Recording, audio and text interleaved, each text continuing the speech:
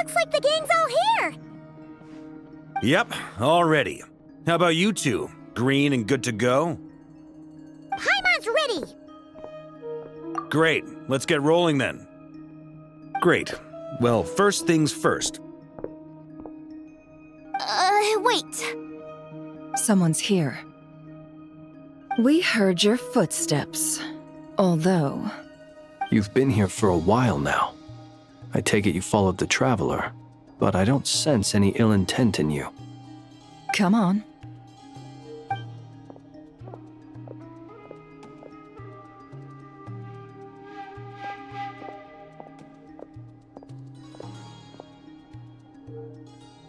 I figured it wouldn't take you long to notice me.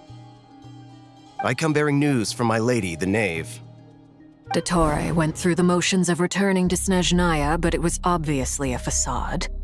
However, he has not returned to the Kuvaki Experimental Design Bureau, nor has he made an appearance in Nasha Town. Well, in that case, he'll be in his lab way up north. I always wondered why he applied for his own private pad. He was planning this all along. Tell them that Sandrone and I will go on ahead. If they still intend to pursue this matter, they should meet us at the research center in the northern tip of Krai. Nice of Columbina's two best friends to think of us. We appreciate the heads up. Our sincere thanks to the Fatui for your aid. Lady Damselette may have left our organization, but at least some of her colleagues remain genuinely concerned for her well-being. Not to mention that the Doctor's increasingly cryptic conduct gives us great cause for alarm. We have crossed swords many times before, but it's not personal. We're just on different sides. We don't lack humanity. And so, as fellow friends of Lady Damselette, it's only right that you should be in the know about this. Arlecchino's situational awareness has saved us a lot of trouble.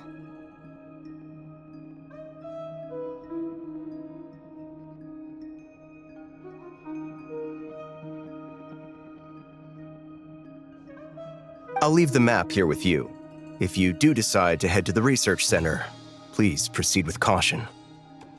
And remember, at least while you're in Krai, Lady Arlecchino's subordinates are your comrades if you want them to be.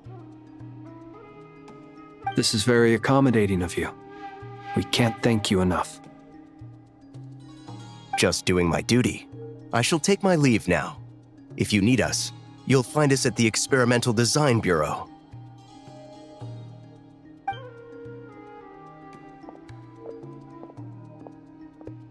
So, the Doctor's left the Experimental Design Bureau and headed to some research center up north.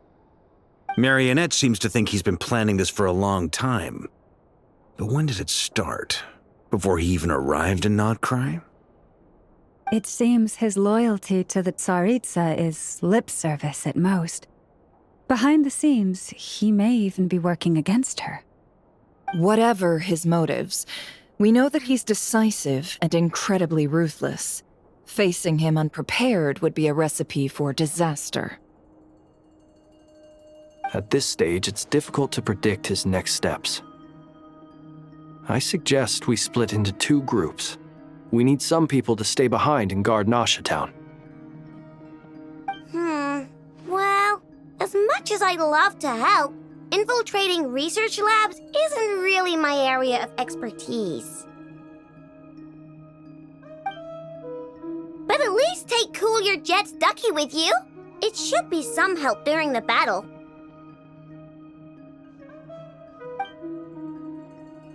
And as for Miss Nefer, I suppose you will stay to protect Miss Aino? Detecting operational logic. Protect Aino. Priority. High. Just in case, Servarka, I think it would be best if you stayed behind as well. You can leave the research center to us. I mean, I would have said the Knight of Berea should probably be out on the front line, but okay, fine. Leave Nasha Town to me. Be careful out there, okay? If things get out of hand, fall back right away. Jahoda will be on hand to assist you. In my absence, she can handle any intel gathering work. You got it, boss. You guys make sure to get back here in one piece. We will. Things are moving fast. We'd better head off soon if we hope to keep pace. So, it's infiltrate a secret research facility, or... Yeah, alright. Paimon will help out here instead. Sounds like it's gonna be a pretty intense fight. We all have to bring our A-game here. So, anything you need to wrap up before we leave?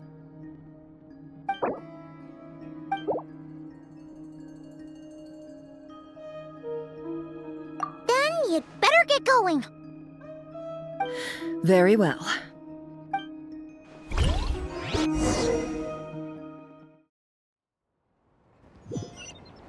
All these broken machines on the ground. Someone got here before us. Could it be Arlecchino and Sandrone?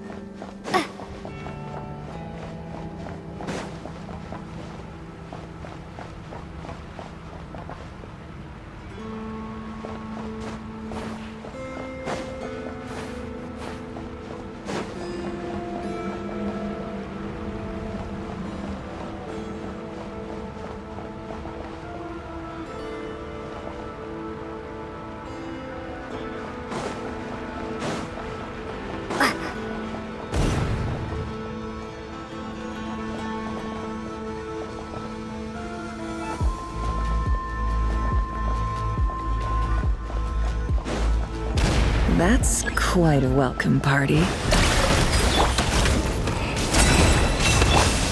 poor lost lamb.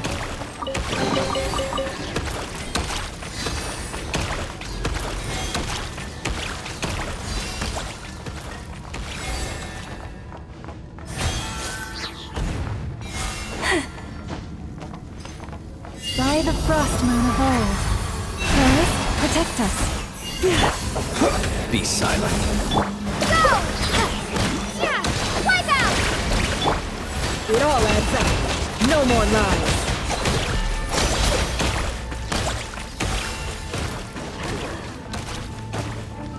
You can't hide the truth. You poor Observe. Water jet! The mystery unravels. No more lies.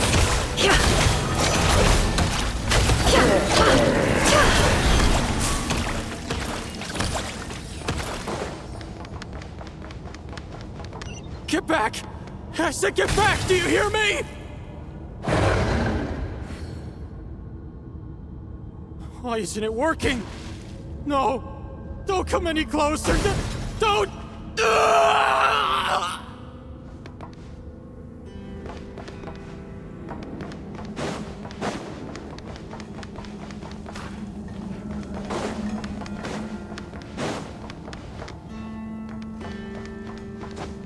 It all adds up. No more lies.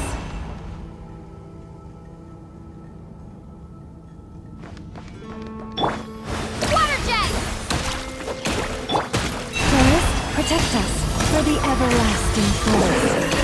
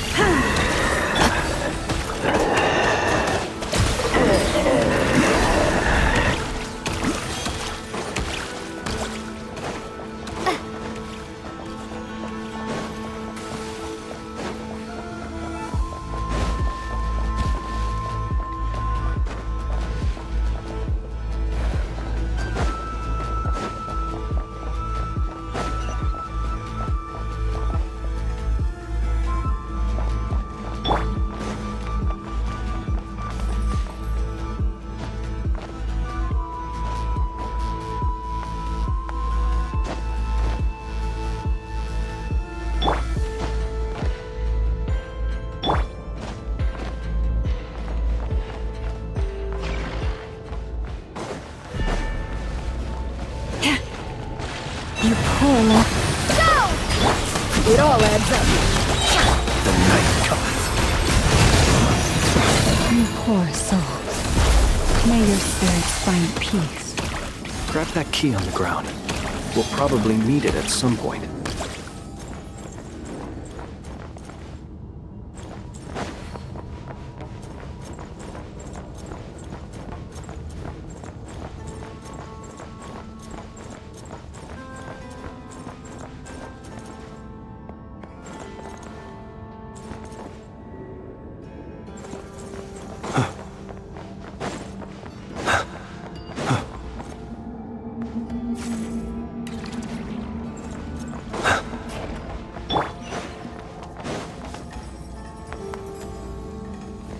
Watch out. There's no way through. Let's go around.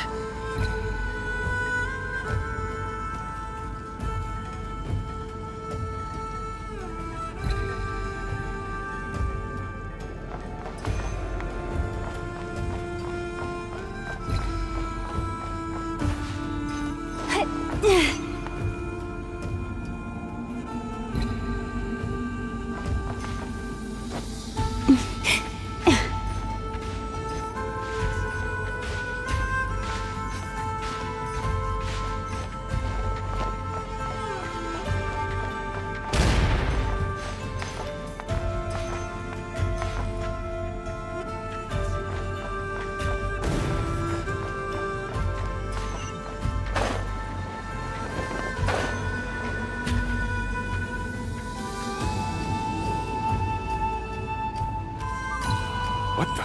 Trespassers? Here? What's wrong with you people? We're looking for the doctor, and we understand he might be here.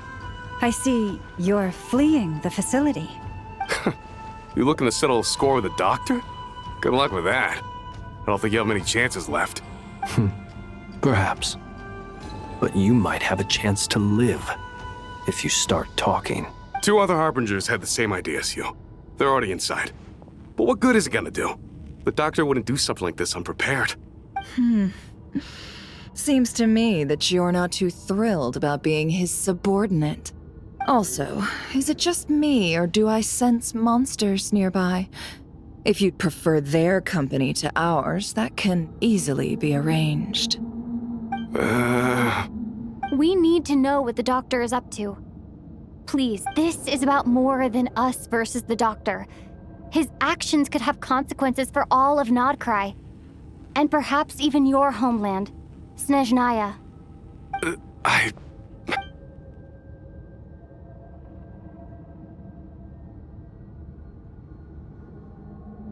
He's building something. Ambitious doesn't even begin to describe it. Feels like this could be the big one. God knows how long he's been planning it. A while back, he told us he'd be returning to Snezhnaya. We weren't expecting him back so soon. This time he brought some gemstones with him, or something. 2 of them. The moon marrow spheres. He stole them from their rightful owner, Columbina. Oh, Lady Damselette? Last I heard, she left the Fatui. Before she went, she told us she'd finished what Her Majesty asked of her, and wished to focus on some personal matters. I remember thinking that leaving us might not be the best choice. I mean, I always looked up to the captain the most, and... Back when this all started, the higher-ups dispatched 3 units to Krai to execute their plan. They were led by the Doctor, Marionette, and the Damselette, respectively. I was a part of the Damselette's unit to begin with. She never really interacted with us much. In fact, she seemed sort of detached from everything. Not because she was distracted, just felt like she was indifferent to the world around her. Like she had no stake in anything that happened. She always seemed like she was staring off into the distance. Almost as if she didn't see anything worth living for in the present, so she had to look further afield. That's right. She always used to stare up at the sky. The Doctor used to stand nearby and watch her. Apparently they got along well at first, but somewhere along the way, she grew wary of him, started avoiding him as much as possible. After she left, everyone in our unit merged with the Doctor's. He's similarly indifferent to the world, except when it comes to the moons. He seems to have big plans for them. Right now, obtaining the 3 moons is his #1 priority. He even said if he can only get his hands on 2 of them, he'll create a 3rd one himself. How would he create an artificial moon marrow? Maybe the knowledge he gained from the Hyperborean phantoms has something to do with it. Thank you for cooperating. We appreciate the level of detail. I get the sense that you'd serve under Columbina again if you had the chance. Would that be fair? No, she's no longer a harbinger. As a member of the Fatui, my loyalty will always belong to the Tsaritsa. I'm only telling you all this because I don't completely trust the Doctor. His actions do not align with the goals that first brought us to Krai. I understand. We'll do everything within our power to stop him. The Knaves unit is based at the Kuvaki Experimental Design Bureau. Maybe you can seek refuge with them. Well, now we know what's going on here. Artificial moon marrow. He's likely well on the way to completing it. Dottore's technological capabilities are far more advanced than I thought.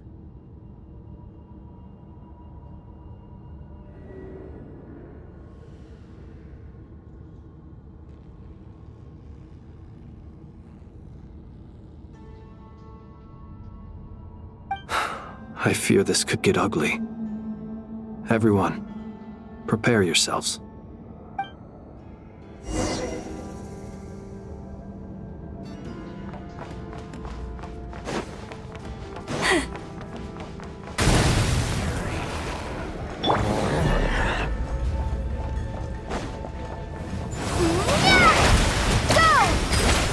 Stay your head, leave this place. With one heart. Be silent. Observe. Can't hide the truth. Seek within.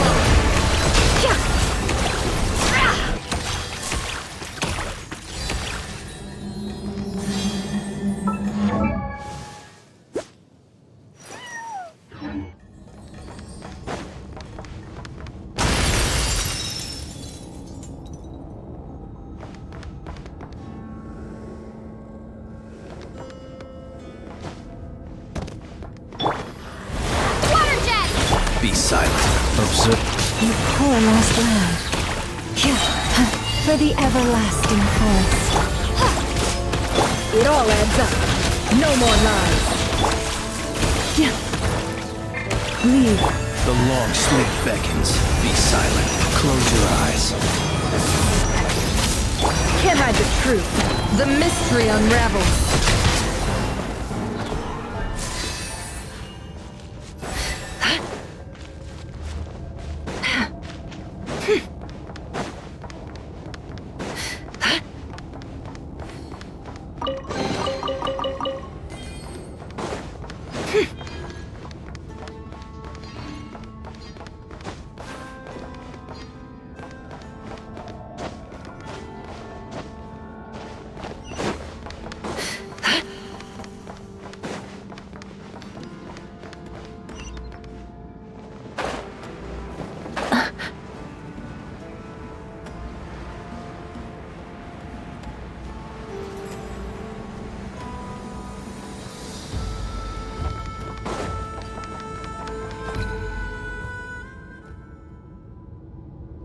Welcome, one and all.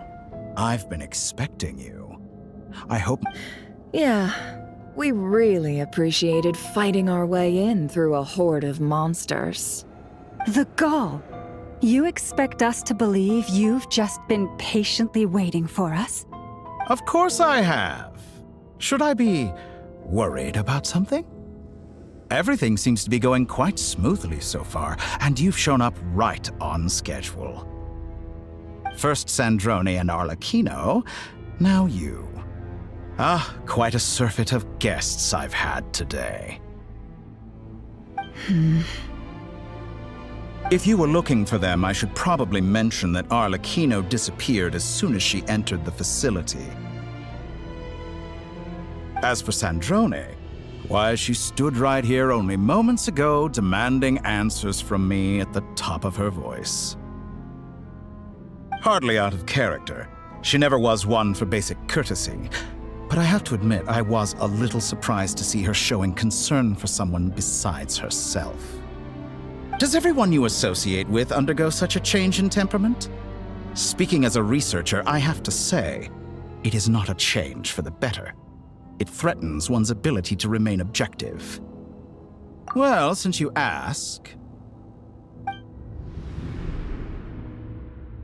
So you've got your hands on the moon marrow, and now you're claiming godhood.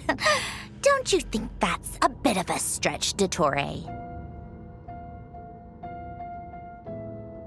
I must protest what you are insinuating with that phrase, claiming godhood. I am not claiming anything. I am stating a fact. You're a researcher.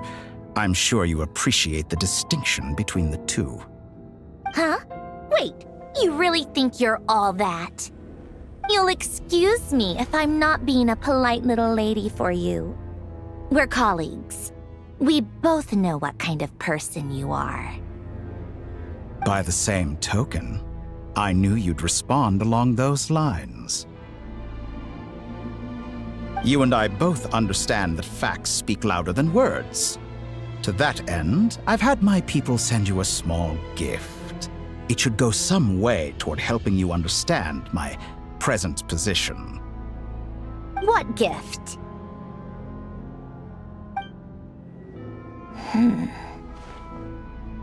Where have all your troops gone? Who knows? Perhaps they are already marching toward a new world, following in the footsteps of an unknown god. As vulgar and arrogant as you may be, dear Sandrone, I have no intention of taking out my displeasure on your subordinates. They will enjoy equal rights to my own. You sent your people to the Experimental Design Bureau? That's the Tsaritsa's property. Yes, and I am very mindful of Her Majesty's instructions. But you know full well that they do not conflict with my present goals. In which case, all I'm doing is conducting another one of my experiments. Is there a problem with that? Now then, you have a judgment call to make. Am I simply lying to stall you? Or is it possible that every word I am saying is the truth? In which case, your subordinates really are in danger. So now you've turned on fellow Fatui soldiers. You're completely insane. I have set a new rule for myself. Each person gets one chance. Naturally, that includes you, Sandrone. If you wish to leave, I won't stop you. We are colleagues, after all. Scumbag!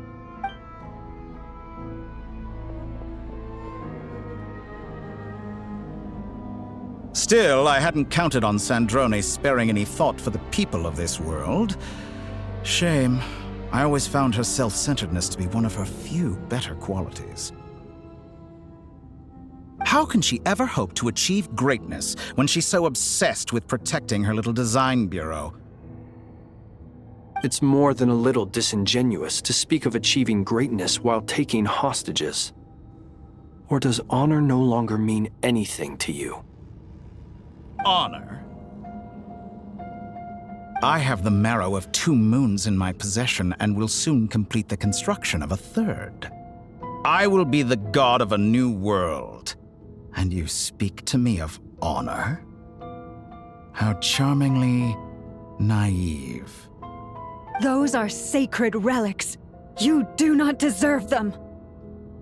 In my view, many in this world do not deserve to be alive.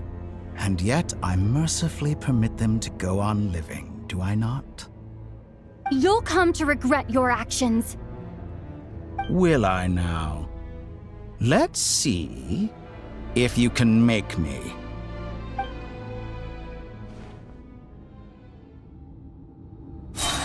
The deception ends here. Bombs away! By the frost moon of old. Target acquired. Be silent. Observe. It all adds up. No more lies. Water jet! You pull.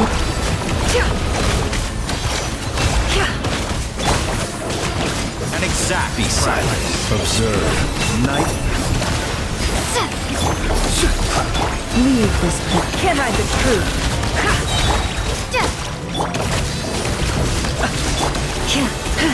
For the everlasting home. Seek within.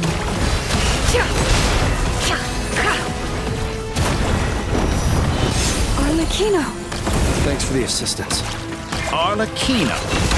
They see you as an ally. What a farce. You're clearly here to destroy my research. I'd say that research is more valuable.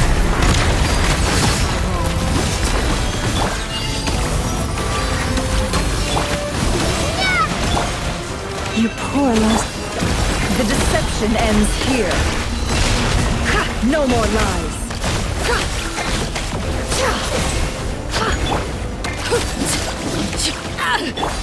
Observe. Do you fear the dark? Shatter like a By the reflection. frost moon of old. Forest, protect us.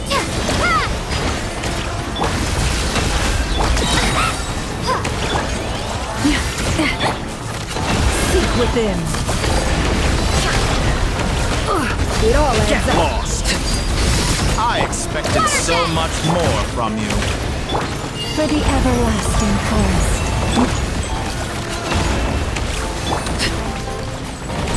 This is where Get lost. transfixed. How disappointing.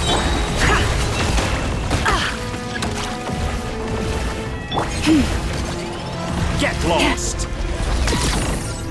You poor Bombs away! Is that the best you can do? The deception ends here. Get lost. Can't hide the truth. Beware the creatures of the night. Close your Torre is too powerful with the artificial moon marrow in his arsenal. Fighting him is futile. Quickly!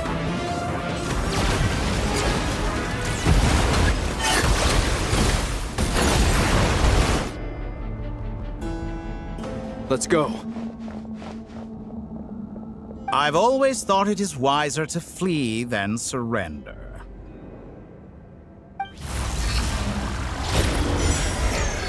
Watch out! What the? Forget about me! You should... Where's the traveler?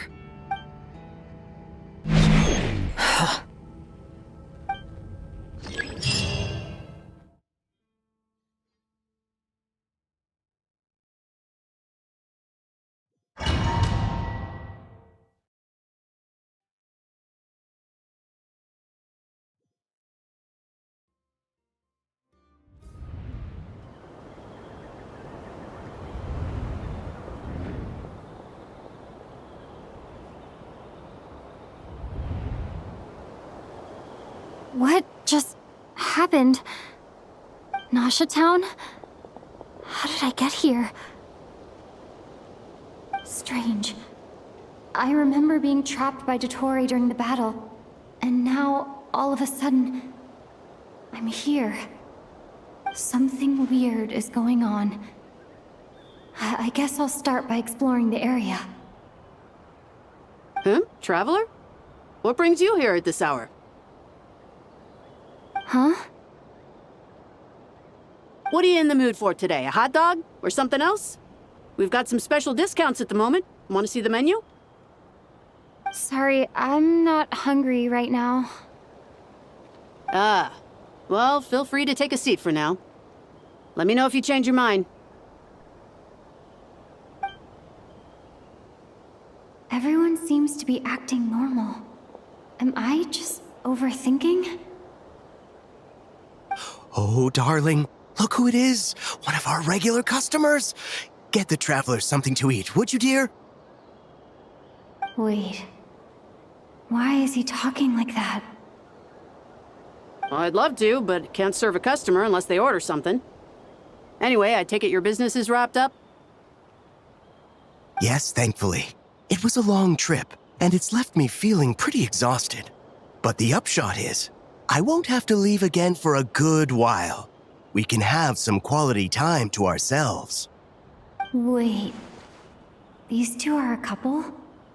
I see some kids around too. I didn't know they had a family. Hey there! I haven't seen you in ages! What's keeping you so busy? I've been looking forward to playing with you again. You forgot already? You're silly. Daddy brought you over to our house recently. We had some snacks together. What is she talking about? We've had a lot of customers over the last few days, so we've been real busy. And like my mom always says, some people are more than just customers. They're friends. Oh, another customer's arrived. I better go see what they want. This is all wrong. I never once heard the owner of this restaurant talk about their family. It certainly isn't a family-run business. And that child, I don't recognize her at all. Could this be a false memory? Very good. I knew you had it in you. Aren't you going to try the house special? When did he show up? No, none of this is real. You don't seem to like it here. That's fine. We can change venues.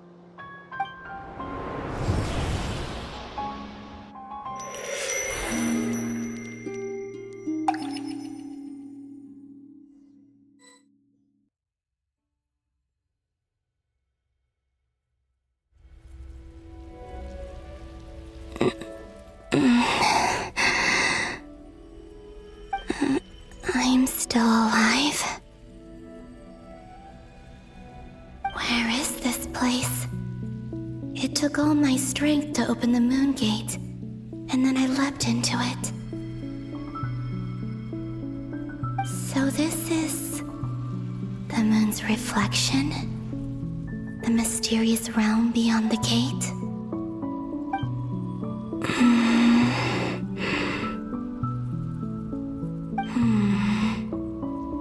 I can't sense anything. I guess I could try opening the gate once more.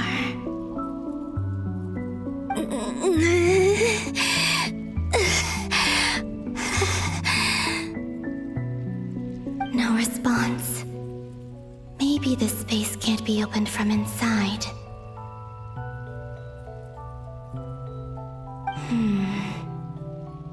If this was the space that killed both Rerir and his lover, then why am I unscathed? Or... no, I'm not unscathed. Even the air here feels...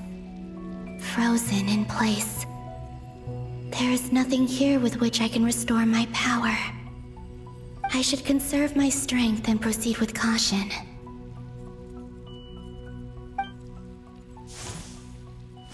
I don't believe Dotori's scheming will stop just because I escaped. If there is any chance that I can get back to the others, any chance at all, I must return.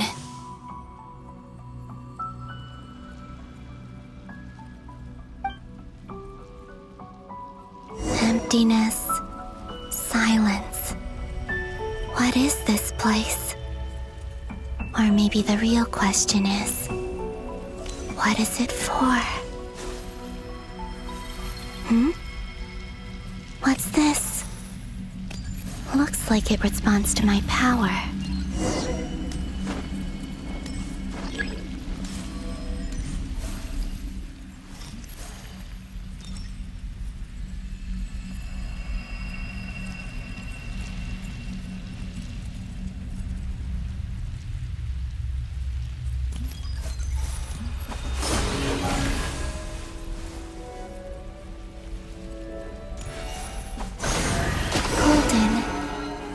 Like Kuvaki.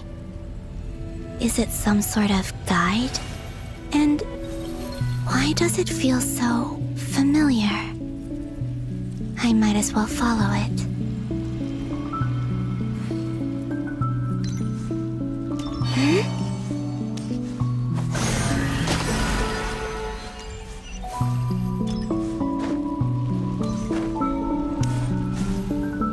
Where does this lead? Could it be the exit?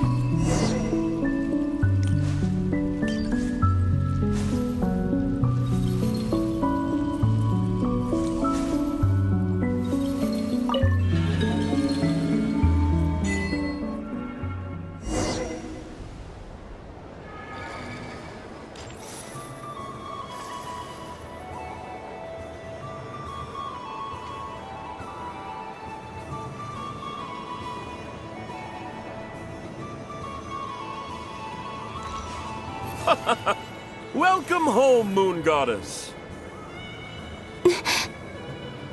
Is this Nasha Town?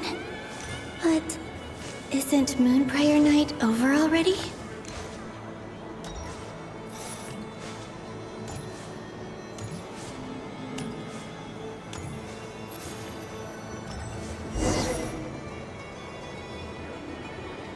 Goodbye for now, Columbina. I hope you have a wonderful night. I will. Lama, everyone else, and me? Are these my memories?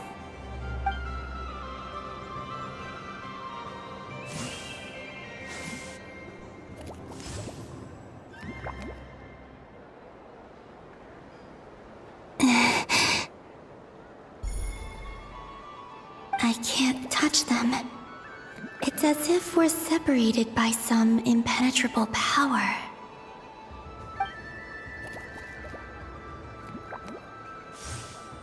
Over here! Over here!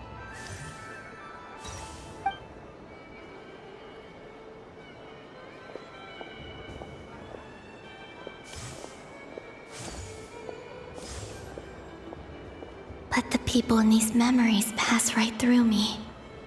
Just like when I disappeared. If only I had known what would come to pass after that. Even so, I should still take a look around. Just being back here. It gives me the strength to keep going.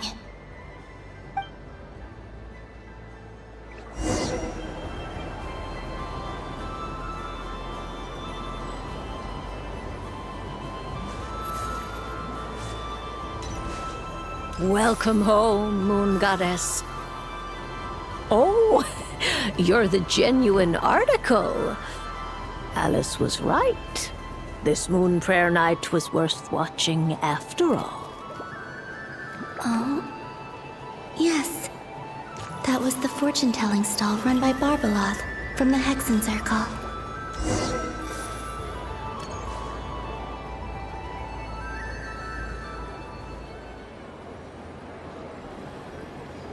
Please, draw the first lunar arcana. This represents destiny and is the foundation for the divination as a whole.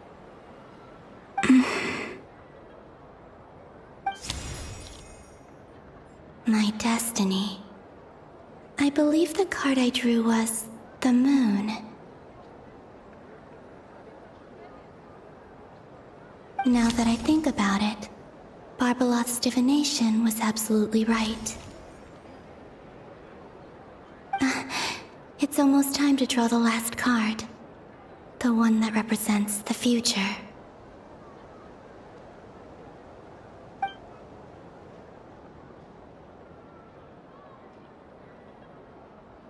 That was the card that popped out on its own. From here, I think.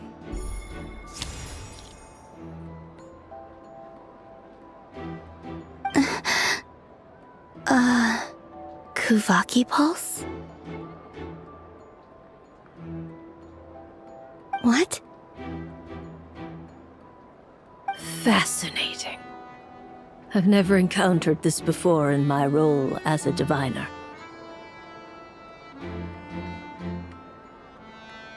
What's going on? Did that card leave the deck? Because of my influence? All I did was try to touch it, and then... Maybe this memory space is not untouchable after all. Are there weak points in the barrier? Or is it possible that there's more to this space than my memories alone? This card is death. I need to get to the bottom of this. I'll try touching something else. Is this the wind? No, it's gravity. It's pulling me outwards. No, Traveler!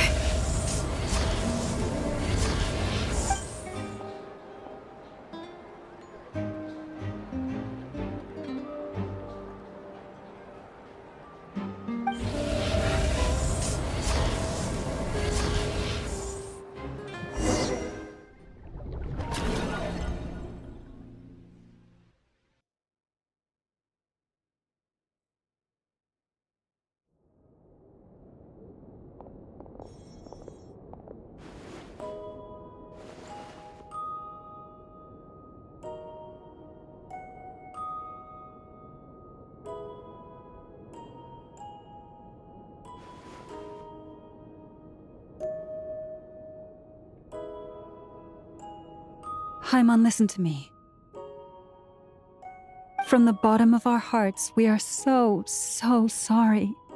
We completely understand how you must feel. The Traveler is trapped, and we all feel responsible for it. Don't say that! Paimon's not a little kid! You didn't leave her behind on purpose! There was nothing you could do!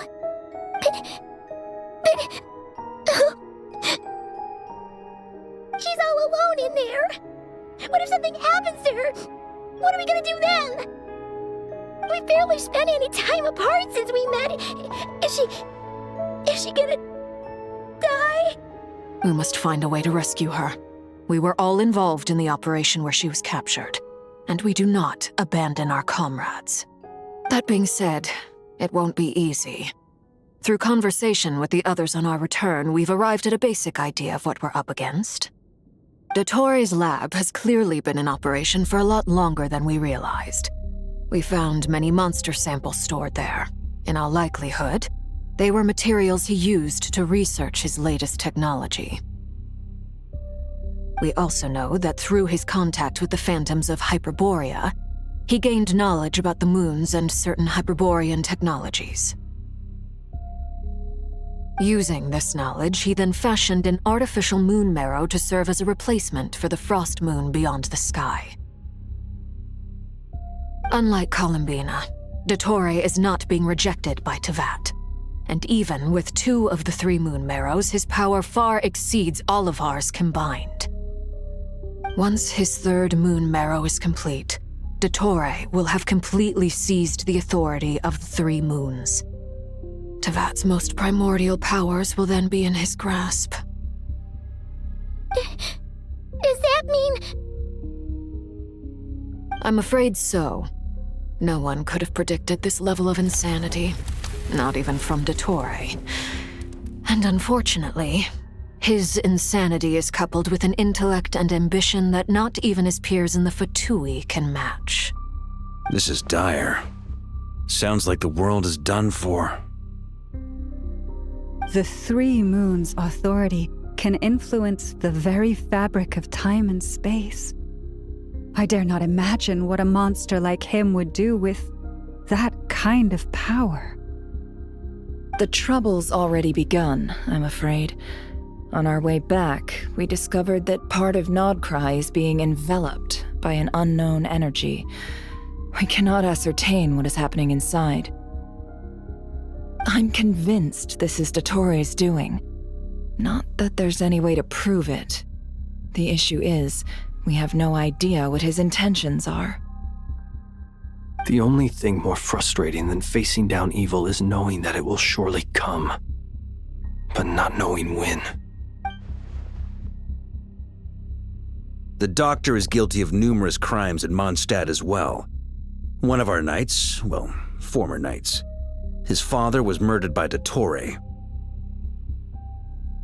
His ideology and methodology are a danger to everything in his path. from individuals to entire nations. He does not feel guilt, even when he acts against his own people. He doesn't see them as his own people, that's why. People like him see everyone else as beneath them. Right. He views other people only in terms of how they can benefit him. That's the basis of all his social connections. Granted, he's hardly the only harbinger to pursue their own interests. We all do. And Her Majesty is gracious enough to permit it. Still, her mercy has its limits. Dottoore's actions have gone beyond even what the Fatui could have imagined. Usurping divine authority to become a god. For a servant of the Tsaritsa, that goes beyond being disloyal. It's treason of the highest order.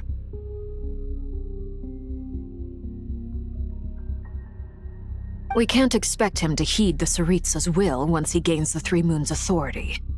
Even we Harbingers consider him the most self-interested among us.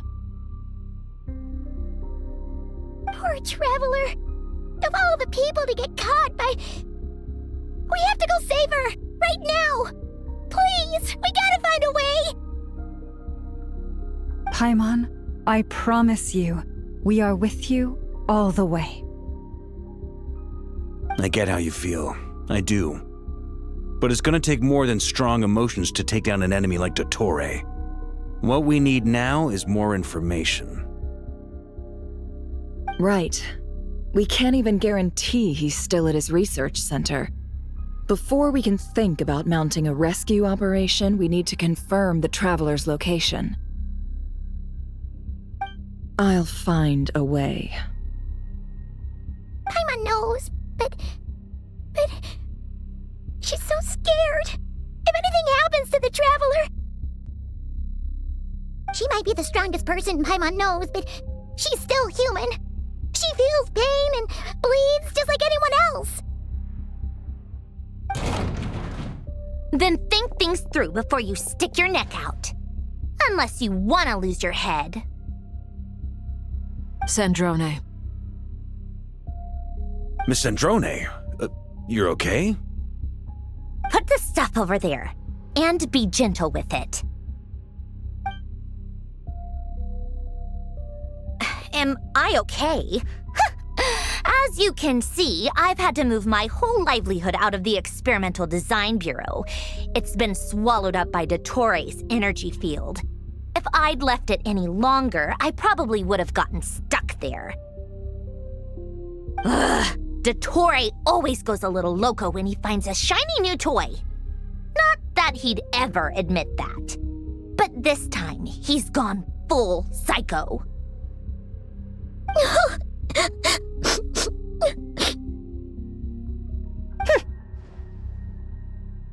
Just go ahead and cry already. Sorry. Paimon's not trying to make it seem. It's just... She can't... Oh, Paimon. Let it all out. There's no shame in it. When you're overwhelmed by fear and despair, crying can help get it out of your system. You'll feel better for it. Okay then, while the baby of the group is having a moment, how about the grown-ups get to work? Give me your hand. You've made a discovery? Colonia, scan.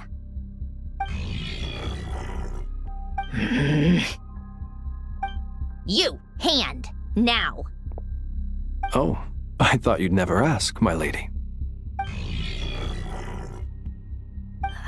Curses! You're next, then you.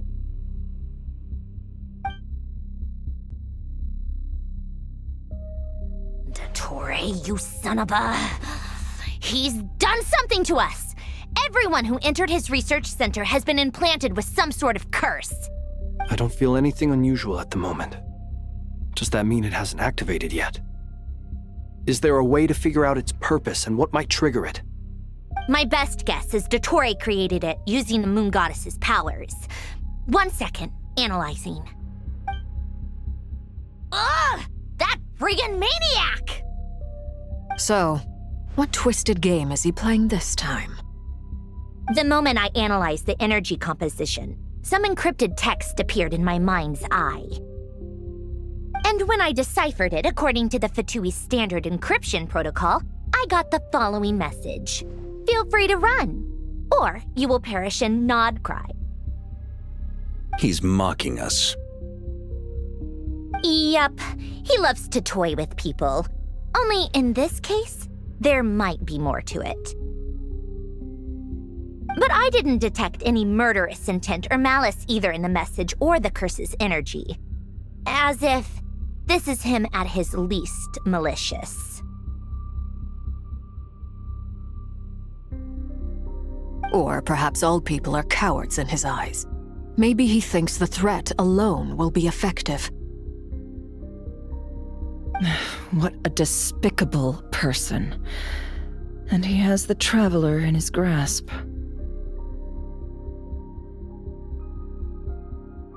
If I may, as unhinged as Dottore may be, he has always exercised great patience with the objects of his interest. I remember a comment he made when we first arrived in Nod Krai. He said, "This world is, on the whole, an exceedingly dull place. But at least there are a few intriguing features, such as the gods, or the Traveler. Presumably, they interest him because they're unknown quantities. He wants to understand as much as he can about them." Agreed. The Traveler is Tevat's fourth descender. All Harbingers are aware of this. Since Dottore took such pains to capture the Traveler, he is unlikely to kill her right away.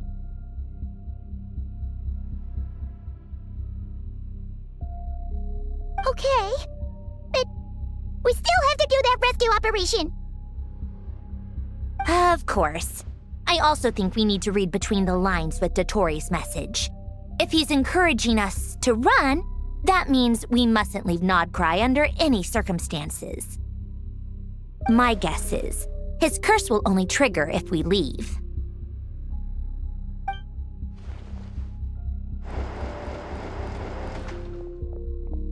We've discovered multiple energy fields. Albedo is still attempting to analyze their structure. He told me to report back first. Each field is slowly growing, swallowing up more of the surrounding area in the process. And the pace of their expansion has increased since we first examined them. He's probably trying to swallow Nod Krai whole.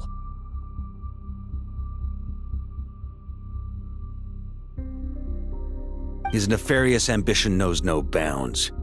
If this continues, the whole of Tevat will be in trouble, not just Nod Krai. The loss of Columbina could not have come at a worse time. Do we think she's truly gone for good? She entered the space beyond the Moon Gate, knowing what became of Rerir and Thalindus. I'm sorry, but I fear the odds aren't good. Don't be ridiculous.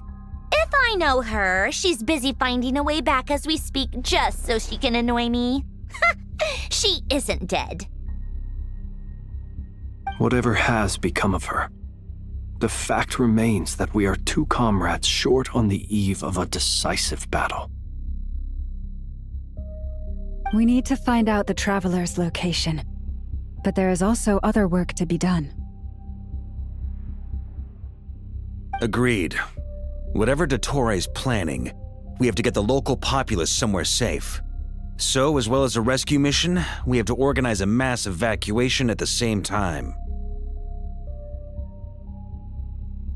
It would be best if someone could approach leaders of neighboring nations and negotiate emergency asylum for Nod Krai's inhabitants. Can anyone handle that? Snezhnaya is one option. I'll see what I can do. This would be so much easier if the Traveler was here. No! Stop thinking like that, Paimon. Paimon will join you. She's pretty well connected thanks to the Traveler. Maybe it'll come in handy. Either way, that's what the Traveler would do if she was here.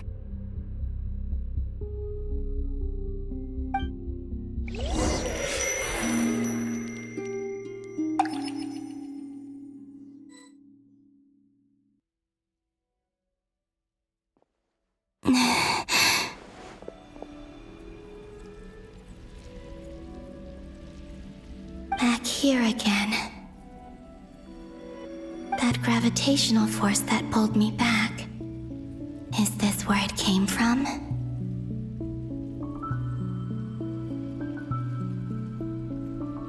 When I saw that memory of Moon Prayer Night, I think I influenced reality. Was it just a coincidence? Or... if only I could have sent the others some kind of warning on Moon Prayer Night. Maybe we could have stopped Dottore.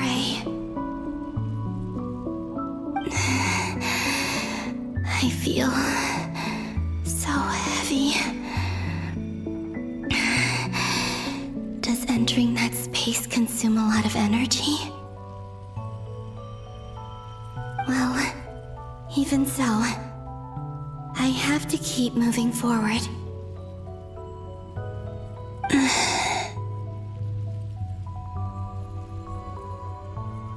Back to emptiness and silence again. I should try and find my way back inside that memory.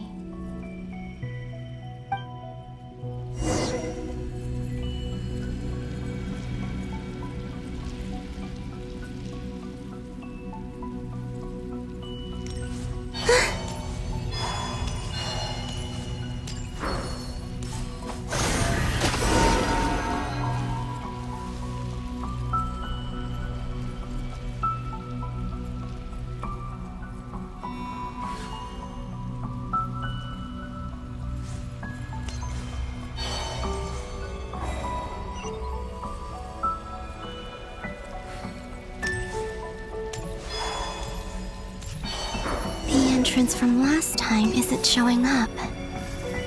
What am I missing? Looks like I need to gather these scattered fragments.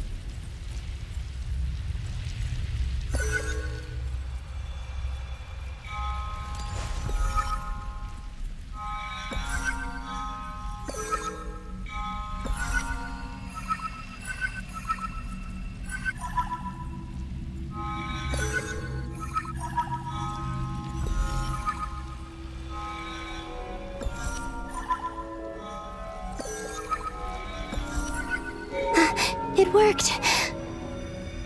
Hopefully I can stay inside for a bit longer this time.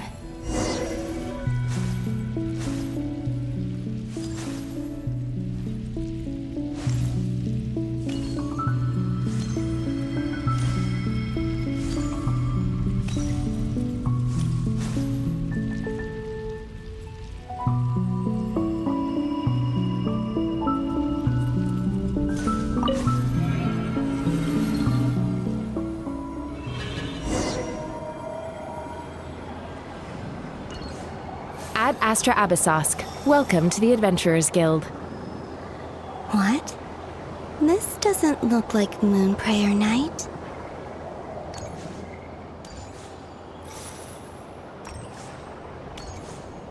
Extra, extra! Latest issue of the Nasha Express! I don't think I've ever been here. Maybe this space isn't comprised of my memories after all. There aren't any festive decorations around. Is this Nasha town after Moon Prayer Night ended? Did Dottore's plan not affect the town? Or is no one aware of what happened because he used the Three Moons' authority? Let me see if I can influence anyone else. So, what do we do next? Wait, that voice. Paimon? The most important thing right now is to find that mage. Lauma, the Traveler, and Mr. Varga are here too. I'd better go pay the Fatui a visit.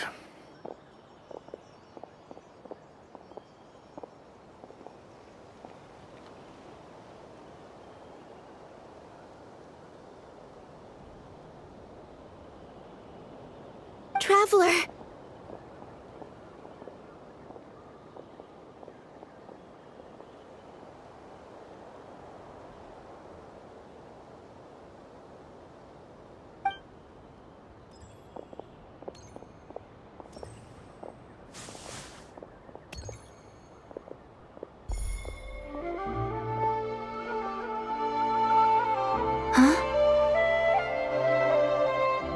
Columbina? I made contact. It's me, Columbina. Huh?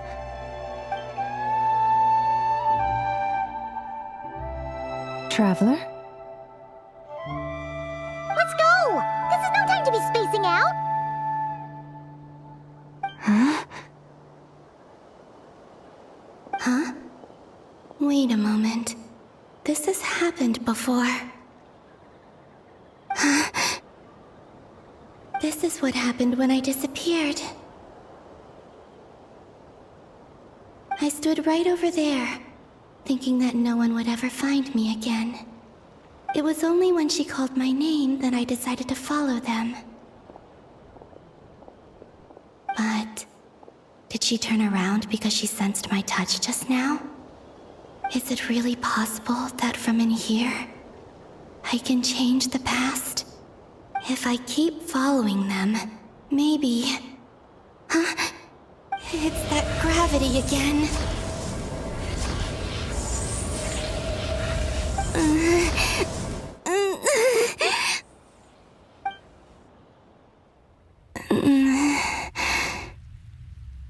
Every time I influence reality within that space, this force intervenes and pulls me back.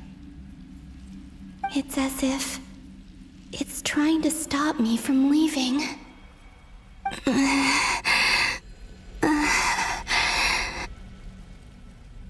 I'm getting weaker and weaker. I'll just have to try another approach next time. Come on, Columbina. Keep going. You have to tell everyone what happened.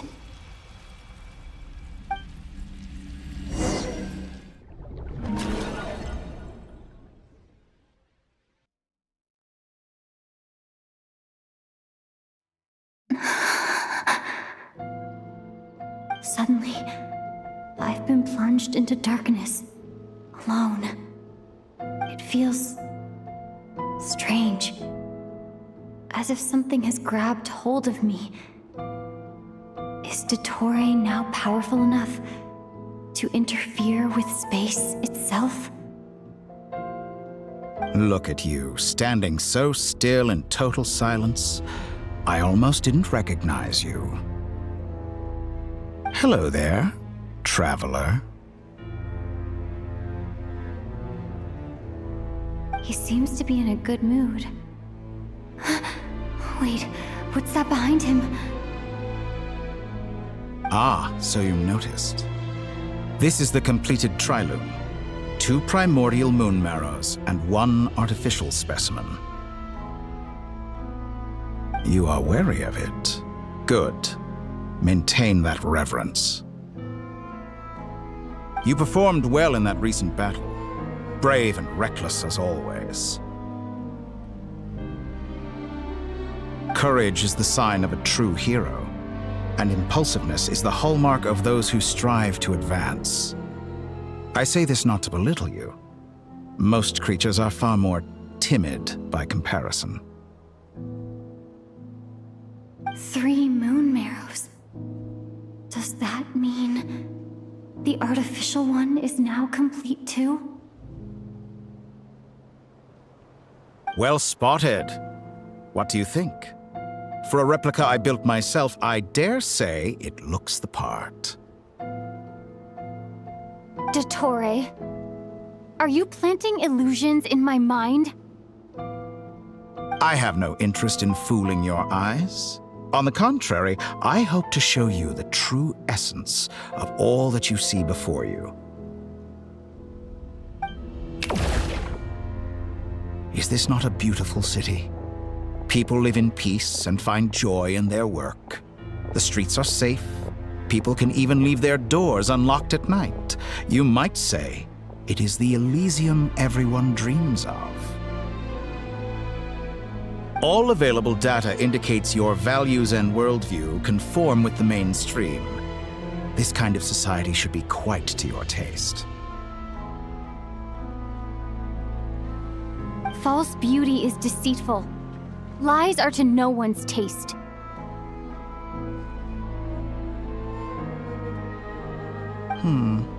I wonder, is it your moral standards that are too high, or your expectations of reality?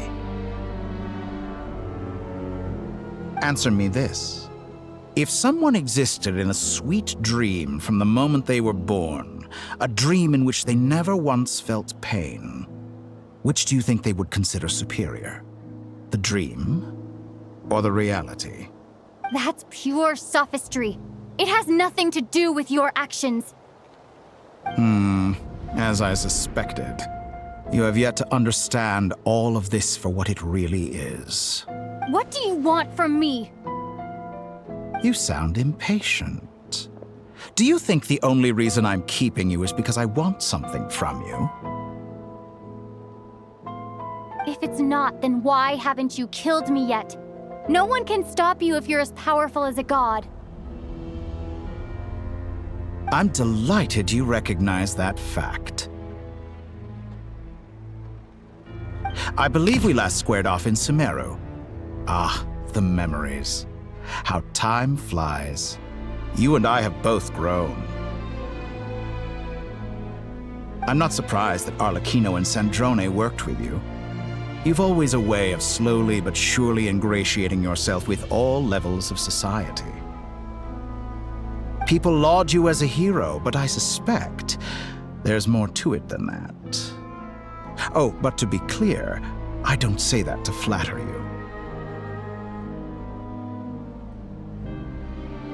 Do you always give your opponent an appraisal before you deal the final blow? Call it a long-time habit. I'm a researcher, and one of my duties is to give an objective assessment of my subjects. But you misunderstand. We are not opponents. Not at this moment.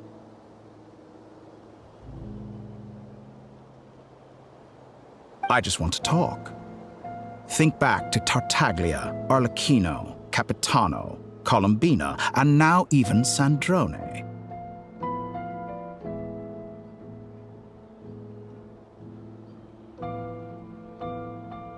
You've worked with each of them in the past. I believe you can work with me as well. What makes you so sure? Well, why not? Should the good associate only with the good and the bad befriend only the bad? I like to think we could have a more mature relationship than that. Surely you don't think all your relationships are grounded in friendship or shared ideals. People come together because it benefits them to do so. If you think of the people you admire, you must surely admit that they have provided some benefit to you. Morality, ambition, dreams. People have plenty of words to embellish the nature of their relationships. But once you break free from those ethical frameworks, you will see that the only thing connecting the two of you is mutual benefit.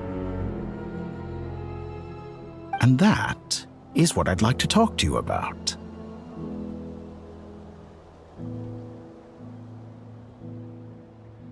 We're finally getting into it. He's probably been planning to kidnap me for a long time now. But for what exactly? He has the authority of all three moons. I won't be able to gain the upper hand in a fight. Best if I pretend that I'm willing to negotiate for now. You say you're a god, but you also speak of mutual benefit. What could a god want that the three moons cannot provide? Excellent question. But before I answer, I would ask you the same thing. Gaining Columbina's allegiance was a rare and extraordinary feat. But the Moon Marrows are now in my hands, and I have the edge over her. For this artificial moon is not being rejected by Tevat. Her identity and lineage may have been a thing of glory in the old world, but they were also shackles that prevented her from ever integrating into Tevat. I, on the other hand, you may view me as a thief, but I have overcome that limitation. So what is it that the Three Moons cannot grant you? What stops you from negotiating with me to get what you want? I don't make deals with lying psychopaths. That's quite an accusation. Are you expecting me to get angry with you? Well, this is one aspect in which my personal growth has served me well. In the past, my less mature self might have been disappointed, perhaps even angry, over a small setback like this. Like when you and Lesser Lord Kusanali joined forces to oppose me, for example. But things are different now. Just as the rich do not quibble with the poor, I no longer find myself perturbed by these trivial affairs. Human relationships end with conflicts of emotions and interests. But relations between humans and gods are different. And ours is even more unique.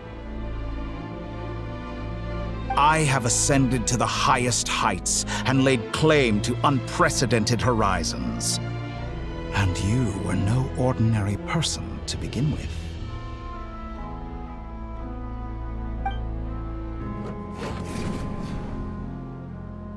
Allow me to show you the world, Descender.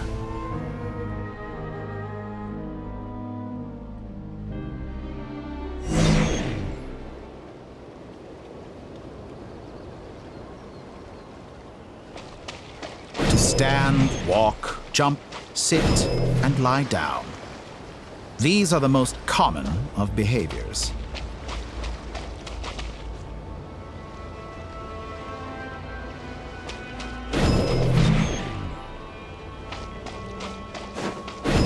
Have you ever wondered why we were born following such laws? Who stipulated that we could not fly instead of walk?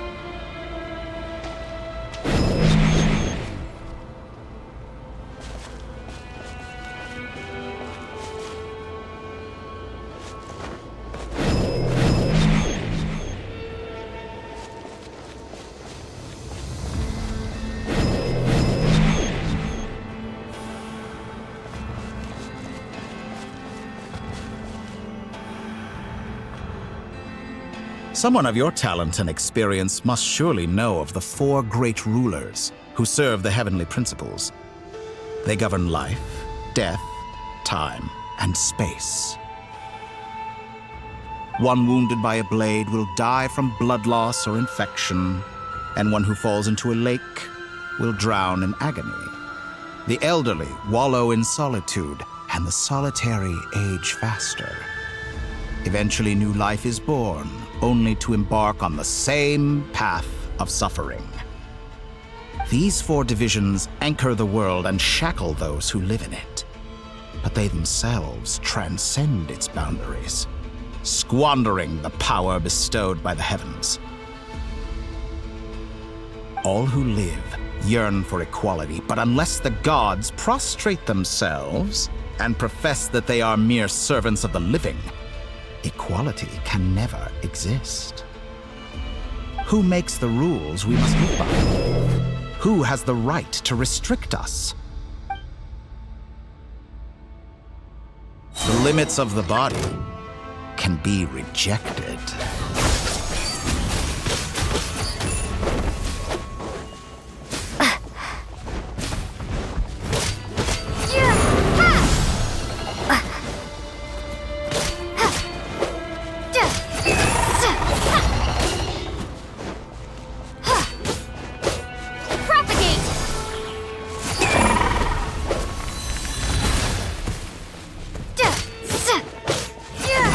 feel to be among those with absolute power?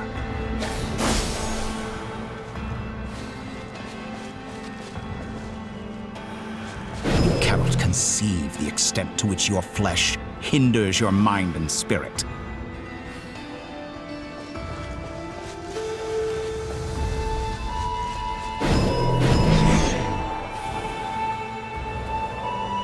Only by discarding our useless, primitive eyes can we perceive a new world. How narrow-minded we all were in the past. Why should the final answer of the world not be the power that predates those of life, death, time, and space? The power of the Trilune. Through it, I have glimpsed new experimental possibilities. Nature suppressed, authority exiled, souls controlled.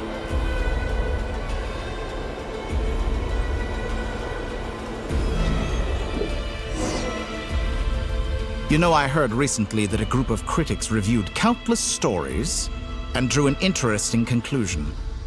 They found that it is more often than not the villains who strive tirelessly to push the boundaries of progress. In fact, long before this, someone voiced a similar idea in an academia editorial. I felt a great affinity with this perspective. I have never been afraid to step up and play the role of the villain. Fanatics are trampled down for their transgressions, and those who transcend are rebuked for their audacity. And so, the majority of creatures are too timid to follow my lead. But all sacrifices made during my experiments have been worthwhile, as you can now see. I can offer you something new, something unique, precisely because I am a villain. Think about it. We are eternally bound through mutual interest. Can you truly say you would never turn to malice if it could give you the life you dream of? After all, what value do perfection and purity really have? They are fragile and feeble things, utterly tedious. I say, better to be governed by a flawed humanity than a gnosis. The true seeker of knowledge is the villain who undergoes countless tribulations in pursuit of their goal. I'm sure many people have told you that you're different. Because I'm a descender? Exactly. Very clever. But what has that got to do with you? I do not conceal my wicked deeds, my selfish desires, or my greed. A true researcher must act as I do if they are to understand and speak of the truth. And yet, a knowledge seeker like myself will inevitably grow tired of studying Tevat beyond a point. You have traveled to all corners of the world and met many people. Along the way, there have been moments when you were misunderstood or even became a wanted criminal. And all the while, you have spent your days doing some of the most mundane jobs in the world. You fight and toil, claim minuscule rewards from my friend Pantalone, then you fight some more, winning some battles and losing others as your search goes on. And this cycle continues, with no end in sight. Surely you must sometimes grow weary of being stuck in this same loop day after day. We're completely different. I embrace everything that life throws at me. I am engaged in every step of my journey. How does that make us different? I too embrace what life brings, researching everything that interests me. Think of all the novel things I've managed to create, like the artificial moon marrow. Don't you see? As unique a specimen as she was, even Columbina is not irreplaceable. Take that back! She's gone because of your actions! I didn't say that to anger you. Though admittedly, I don't see what there is to be angry about. Anything Columbina could do for you, I can do better. I know what your ultimate goal is. You wish to walk the path your brother walked and seek answers from him at the end of that journey, don't you? Someone like you could never understand what it feels like to care about another person the way I care about him. Perhaps not. But that doesn't mean I can't help. I could find your brother right now, bring him before you, and make him give you the answers you seek. Don't be so presumptuous. You'll never begin to understand the situation between us. Oh, no. This is no presumption. I'm only offering what I know is possible with the power of the Trilune. But it seems like you would sooner continue with your journey through this world. Why? Do you truly desire this journey? Or is it simply a necessary process from which you cannot escape? Think of all the time and energy you have spent, everything you've had to endure just to make it this far. Is this really what you want? Or has your hand been forced by the promise of that final answer? Yes, you have made many friends. But do they ever spare a thought for the void in your heart and what it yearns for? What you want is not friends. It is family. But do they know this? I, on the other hand, am far more considerate. Join my experiment, and in return, I will bring your meaningless journey and all its struggles to an end. This is a malicious attempt to manipulate me. But at the same time, he's stating some very human truths. Of course, he's right about my predicament. How can I deny it? I have faced ungrateful strangers, never-ending troubles, an endless quest for answers. I want to see him. After everything I've been through, words can't describe how much I miss him, how much I want to be reunited with him. Wherever you are right now, do you miss me too?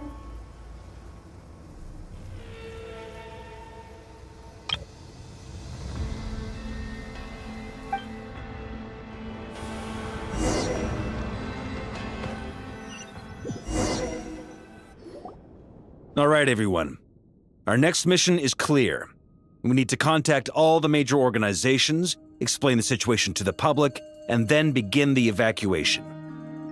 The residents of Not Krai are quite dispersed.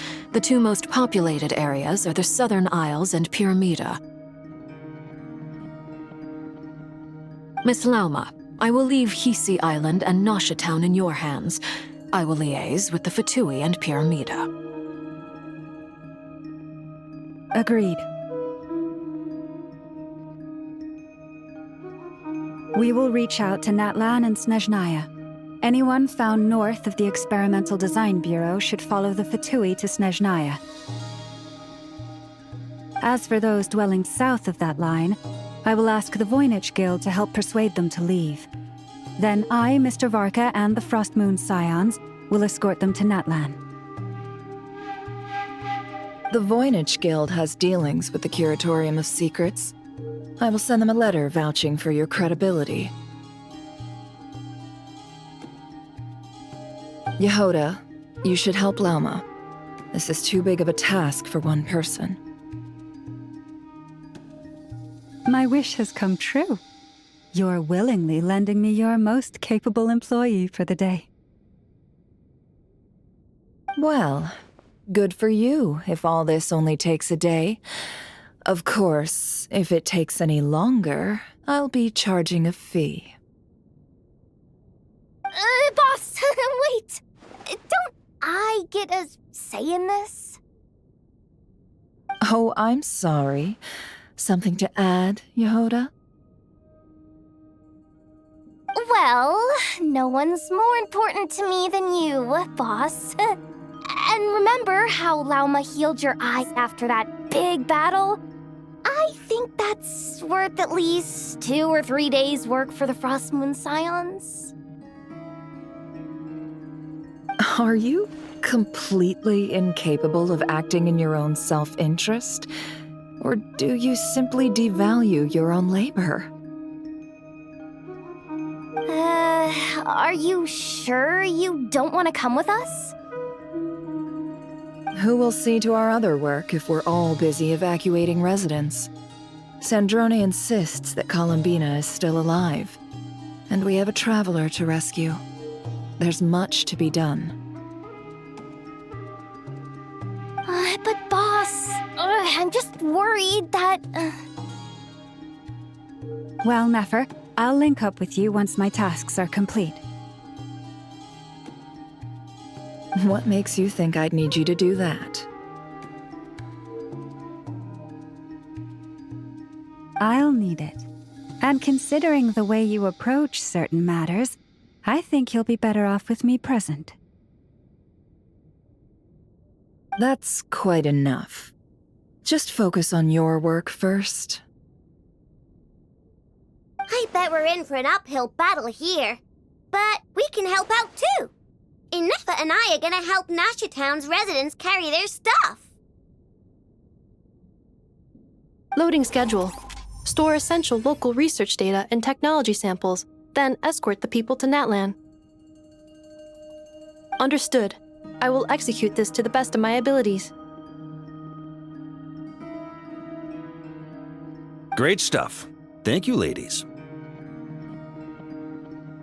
I've contacted the Lightkeepers. A colleague of mine will join us shortly. I will persuade them to conduct a thorough search of the region to ensure that no civilians get left behind. As for me, I guess I'll be making an early return to Sumeru. I think it's important that someone informs the Dendro Archon of what's going on in Krai. Roger that. Someone should inform Mondstadt, too. Mr. Duran, can I trust you to handle that? I think you fly faster than any of us can run. As an added incentive, get there fast enough and I'll see about getting your gliding exam waived. Really? Ha! Mission accepted, sir. I intend to stay behind and help Miss Sandrone with her research. She has some alchemy-related questions that she'd like me to explore. She recognizes your expertise, then. I wish you a fruitful collaboration. Thank you. In truth, I was surprised to hear her express an interest in subject matter outside of machines. I believe she has been investigating some Fontanian technology recently. She made a point of bringing the relevant materials with her when she left the Experimental Design Bureau. She's sorting through everything in her room as we speak. I should mention that we have one other friend who isn't present. He hasn't made his position in all of this clear. But if we know anything about him, he's likely investigating on his own. Paimon's been very quiet today. But I know how close she and the Traveler are with the Natlanese. She should come with us to the border. Okay. Paimon will do her best. Make sure to heed Sandrone's warning. Many of us have been cursed by Dottore. As such, under no circumstances should anyone cross national borders. Remain within Krai. That aside, personally, I have faith in Columbina. Things look grim, sure, but who knows how it'll play out. Same goes for rescuing the Traveler. Both of them are important allies and friends. We'll be counting on you to gather intel on them, Miss Nefer. Oh, wonderful. You're all here. That voice again! Nicole? Whoa, that was loud! And it came out of nowhere. So mysterious. Sorry, this is the only way I can speak to you all right now. Please accept my apology. Anyway, time is short. I'll cut to the chase. We're still facing quite a catastrophe here at the world's borders. Alice has roped in every Hexen Circle member she can get a hold of. Except for me. She told me I had to come and help you all out as a matter of urgency. I quote, "You love talking, don't you? Well, now it's finally your time to shine. Take these. Make sure the whole party gets one each. You'll be in charge of making sure everyone stays connected." Huh?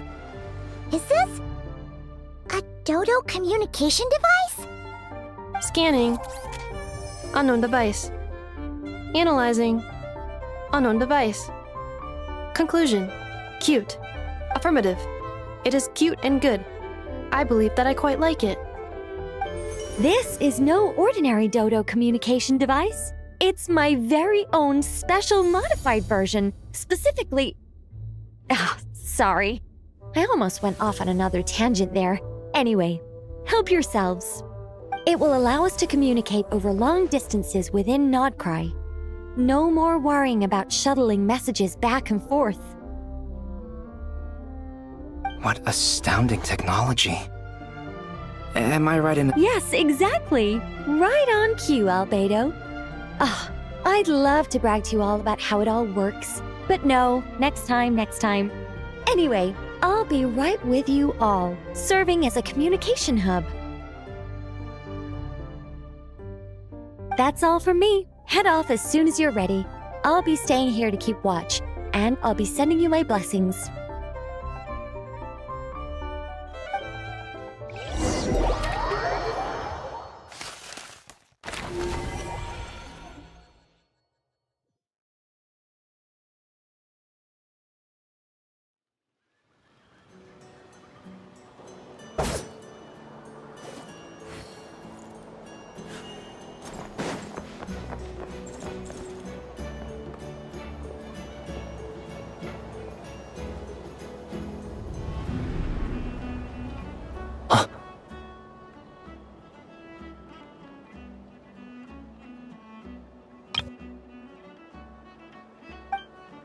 Ah, Sir Flins. Perfect timing. I just arrived myself. You are most considerate, Master Ilua. But in fact, I know you have been sitting here for quite some time. If you saw me, why didn't you say something? I was curious to see how long you could sit still for. Also, shouldn't you have managed to sense me approaching? That would be a first. You always seem to appear out of thin air without making a peep. Also, how many times do I have to tell you not to address me as master? I don't qualify. I beg to differ. Why should a young man so well versed in social graces as yourself not be worthy of that title? Please, Lord Flins. Sir Flins. I'm begging you, don't flatter me into complacency like you do with everyone else. You understand me better than most. My newest acquaintances tell me I love complimenting others. What do you think? I think they don't understand why you do it. You just love puffing people up till they're a big, happy ball of hot air that floats away into the sky. In all sincerity, I can only hope that they bring good tidings when they come back down to Earth. Is the situation that bad? We just held a strategy meeting. Let me fill you in.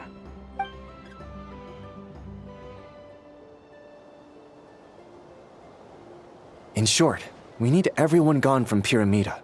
We also need a team of Lightkeepers to scour the more remote regions of Nodcry for civilians to evacuate. I only hope we have enough personnel. We do. Old Man Nikita will definitely help, and we can recall anyone out on patrol to focus on this instead. Good. I'm sure you and the others will make short work of this. Now, don't forget, once you've completed this task, make sure you and the rest of the team evacuate to either Snezhnaya or Natlan as well. Flins? If you've got something to say, Master Ilua, why not guess what I'm thinking right now? You mentioned that you have something else to deal with later. How difficult is it going to be? I doubt it will be easy. I know you're a Lightkeeper, and it's your duty to protect others in times of crisis. But I have a feeling that you'll be walking into grave danger. However bad things have gotten in the past, Krai has never faced a mass evacuation before. But from the sounds of it, you don't intend to come with us. I don't mean to pry, and it's probably none of my business. But whatever it is you're intending, you don't have to go through with it, you know. I've been afflicted with some sort of curse, and I'm told it may well trigger if I set foot outside of Krai. As such, What? No. Why? Why would anyone want to curse you? There are plenty of people out there willing to trample over others in pursuit of their own goals.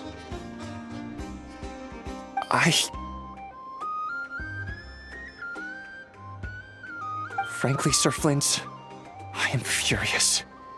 You're making light of what is an incredibly serious situation. Indeed, I am. And what? I told you, I'm furious about this. Nothing I can do about it, I'm afraid. Things happen, and we just have to deal with them. If you find yourself feeling angry, perhaps start by drinking a big glass of water. Hey, you mean you're completely unmoved by my anger? I'm devastated. Then allow me to express my sincerest regret. Come by the lighthouse sometime.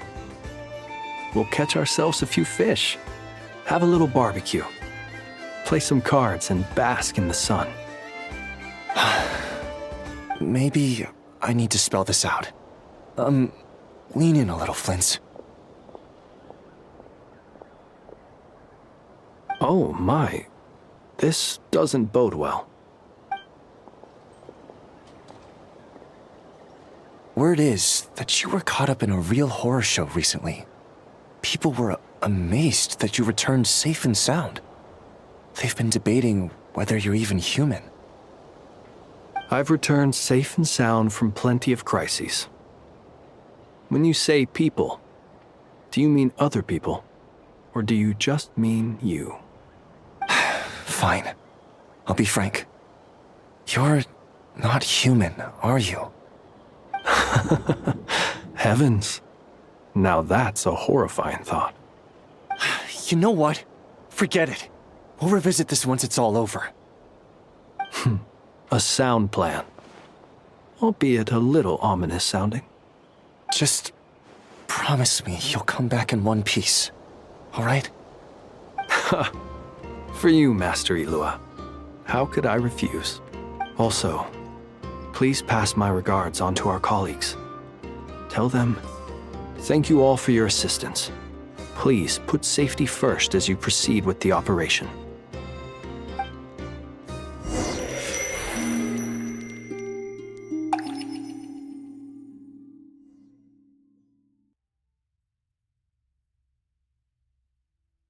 I have to keep searching for a path toward reality.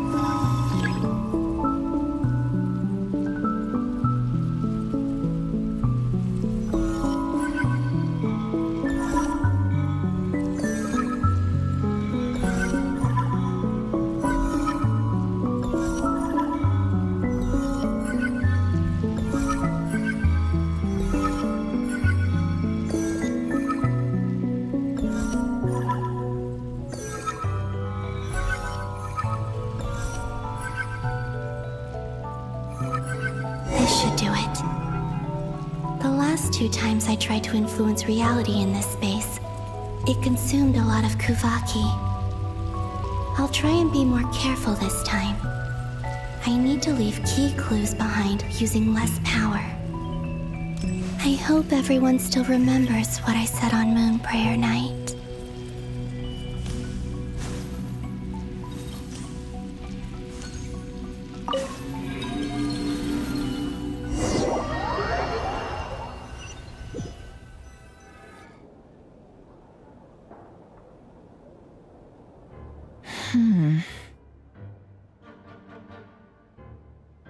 Nothing here either.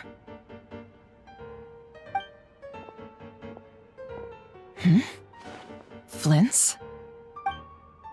Ah, Miss Nefer. What are you doing here? Unless... I just spoke with Itlua about arrangements for the search and came for a walk nearby. As for you, why would... Huh. It appears we think along similar lines.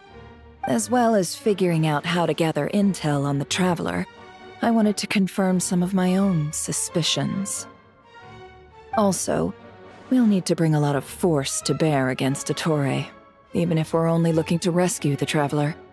We can't leave anything to chance.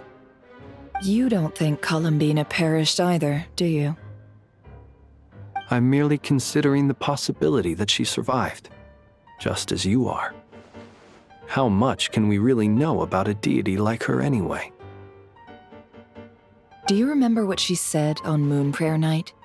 About using moonlight to send messages to us? Of course. I think that's why we're both here. Where have you checked so far?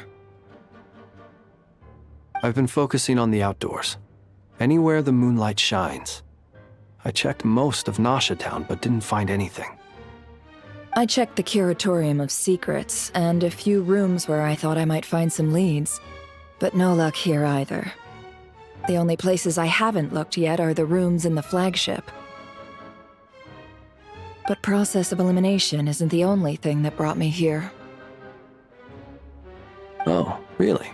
What's your other reason? After all that build-up, our mystery ally never showed up even once! Huh?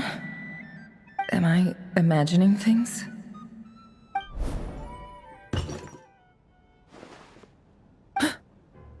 Come on, let's see what's going on.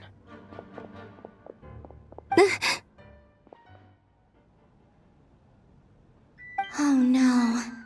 I knocked over a vase as soon as I came in. It must have been caused by a Kuvaki fluctuation when I entered the space. Although, it seems like I'm not about to be pulled away this time. It looks like as long as I'm careful with my actions, it doesn't count as influencing reality. Anyway, is this the flagship? The Traveler mentioned that's where she was staying. I only went into the lobby last time, so I've never actually been here before. How does this space work? If nothing else, I can now be sure that it is not simply memory. She mentioned where her room was. I think it's... this one.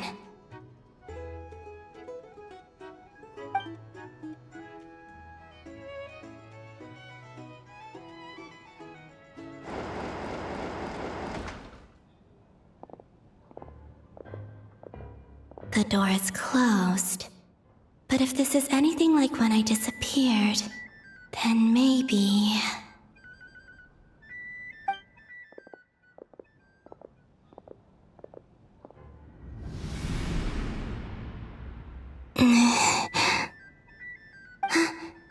I'm in. She and Paimon aren't here at the moment. I hope she's okay. I wonder what happened to her after that battle with Dottore. Best not to dwell on that for now. I need to try and leave them some clues. Please, Traveler. I really hope you find this.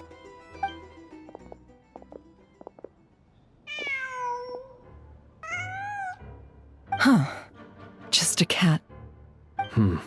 Nothing else here strikes me as noteworthy.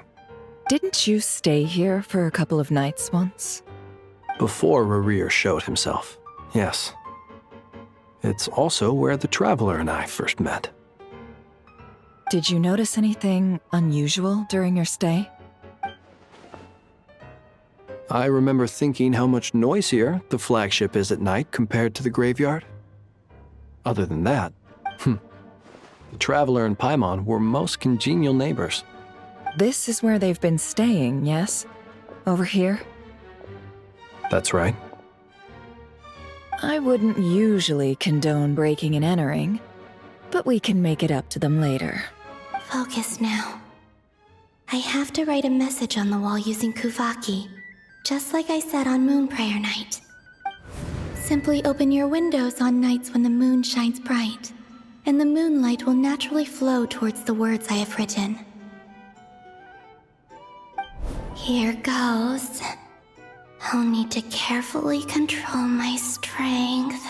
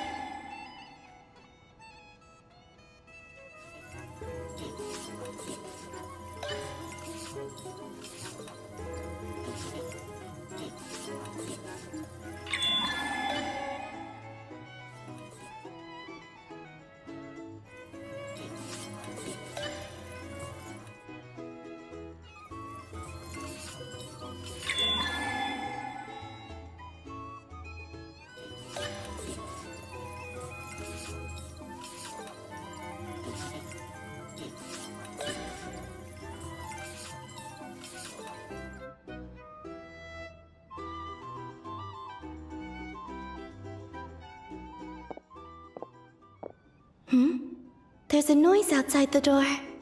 Is she back? Please, you have to see these words.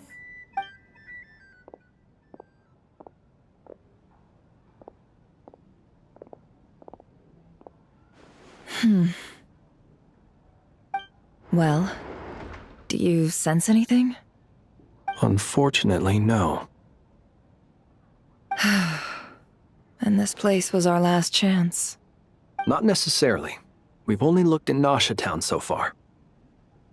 Miss Columbina said she would leave messages at her friends' dwellings. It's still worth checking where Miss Lauma lives and where I live. Let's try and make some time to look into those then. Wait. What are you waiting for? Paimon might have overeaten slightly. What's that look for? This is a victory feast. It's normal to eat a little more than usual. The Traveler and Paimon. It's really you. But why are they talking about a victory feast? Huh. You worried Paimon sick while you were out there fighting Rerir. So this is your chance to make it up to her, alright? Wait. So this is the night after the battle against Rerir. How did I end up here? That's quite a long time ago now. Wait. Time. That's it. Every time I've entered reality within this space, it's been at an earlier point in time. Every one of those points has been before I fell into the moon's reflection. And everything I've done to affect reality really did happen in the past. Does this mean that, within the moon's reflection, time flows backwards? Starting from the moment I fell in? Not long till Moon Prayer Night now. It's gonna be even livelier than tonight. Although, it's gonna be sad saying goodbye to the damselette. She seems like a really nice person. Paimon. No, I can't. Even if I make contact, They probably won't understand what's going on. And in any case, I'll likely get pulled away again if I do. Instead, I have to find a way to get them to notice what I've written using the moonlight. Wait, even I hadn't thought of doing that before Moon Prayer Night. They'd never conceive of that possibility. Is there truly no other way? Don't lose heart. We'll find a way somehow. Huh? Oh, you say that, but the Frost Moon is beyond the fall sky. If we wanted to go visit her, how would we make it through to the other side? We might not have all the answers now, but I'm sure we'll find a way one day. Huh. Guess someone's gotta be the optimist. The present. The future. That's right. There are still things I can do. What's your plan? Flins, when you were staying next door, did you ever open the window? No. The rooms here are dark and damp, and there's such a buildup of dust on the windows that the moonlight can't even get in. I didn't think it was worth the trouble. The moonlight. I think I see where you're going. One moment. I'll see if the owner is available. Don't bother. Time is of the essence.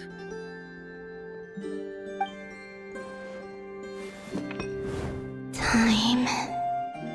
Even if no one sees what I've written at this moment, maybe someone will remember what I said after Moon Prayer Night. I need to write down as much information as I can. And maybe one day...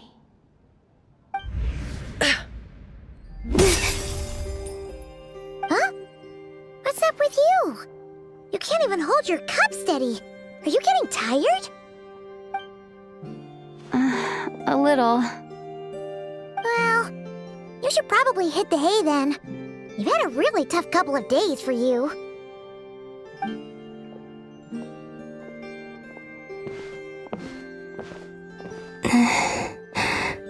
You truly have. You helped defeat Rerir, helped me reclaim my name, and you helped the others organize Moon Prayer Night. Wherever you are right now, I'm sure you're still fighting against the injustices of fate. This is all I can leave for them.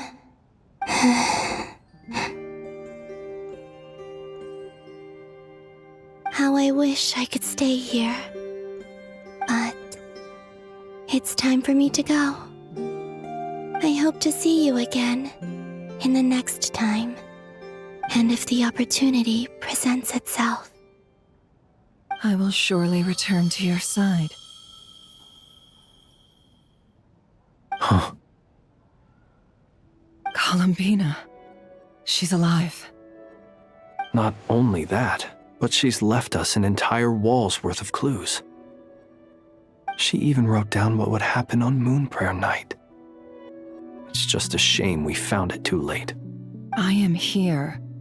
Time in this place flows backwards. I am constantly moving forward. It sounds like she's found a way to influence the past using Kuvaki. But her future is our past. So, these words have been here ever since we defeated the Reihir of Solnari. We just never discovered them. Which came first, the chicken or the egg? Do you ever mull over questions like that? Only when I'm in a good mood and at leisure.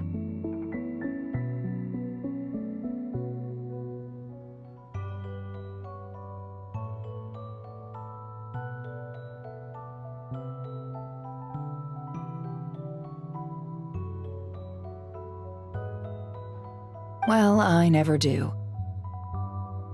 Everything that has happened already belongs to the realm of fact. As a business person, and especially an intel broker, what I do is extrapolate from those facts to try and read the future. An admirable philosophy. It's a means of survival. Let's go. We have a wall's worth of clues to share with the others.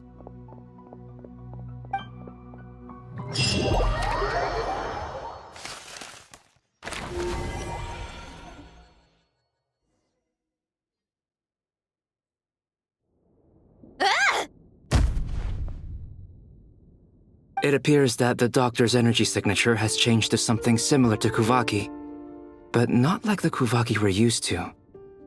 Not Krai's Kuvaki devices will only have a limited effect on it.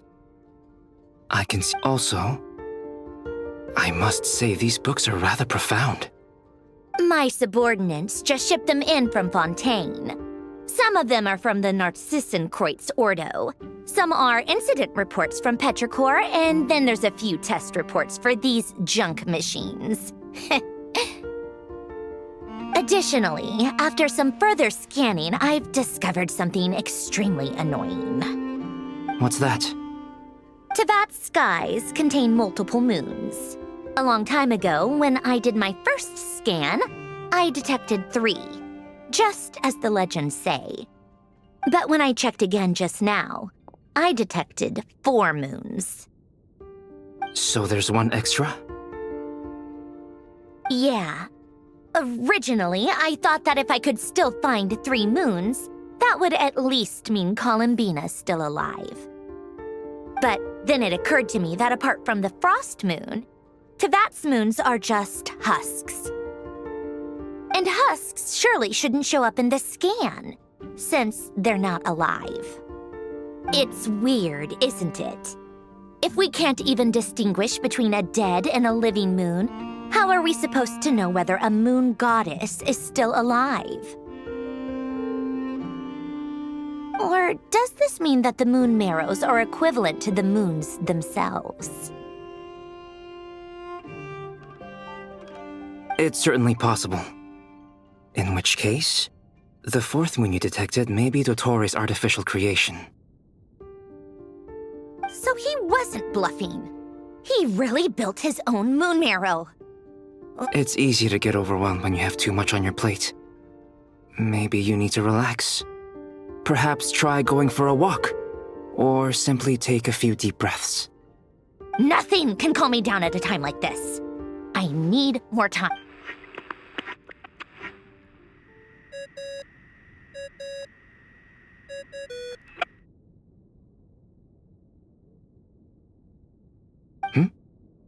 It's Mr. Flins. I really hate that ringing tone. Ugh. First the 4 orthants of the Narcissenkreuz, then moon marrows. Now what? Oh, sorry if we're disturbing you. Might I ask what's troubling you? What do you want? We're busy. Are you still at the Curatorium of Secrets? Yeah. Look, everyone else is still out, so there's no hurry. Plus, I'm busy, so I would appreciate if you gave me some space. Even though we have crucial intel to share? Fine, I'm listening. Do you intend to share it via the Dodo communication device? Ordinarily, I would, but this is a unique situation. I think it's best that we discuss it in person. See you at the Curatorium.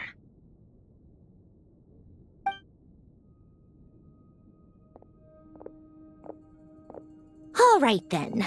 So, what's the situation? The rest of the team is still out working on their missions and evacuations, but we've decided to fill you in on the most crucial information first. Sandrone, you were right. Columbina is most likely still alive.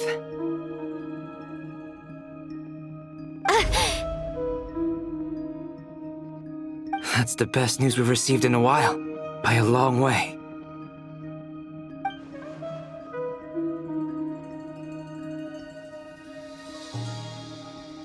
Random locations. Appearing in reverse order? Are you serious? So not dying isn't enough for the moon goddess, huh? She has to show off too. Anyway, does this mean we can deduce her condition from the moon marrows? Miss Androne, there's nothing wrong with simply admitting that you're happy to hear the good news. I'm not. And she's the least of our problems. We're facing a huge crisis. If she can't control the flow of time in there, she's just gonna keep moving backwards. Different points in time won't intersect. Let's say life begins with a drop of water. When did time begin? No, that's not right. Her final destination would be the moment at which the space she is in was created. But it doesn't seem like we can influence that space from the outside world. So how can we help her? Also, if she's alive, Rerir and Thelindis might be too. But as far as we know, neither of them have come back out. That space may not have an exit at all.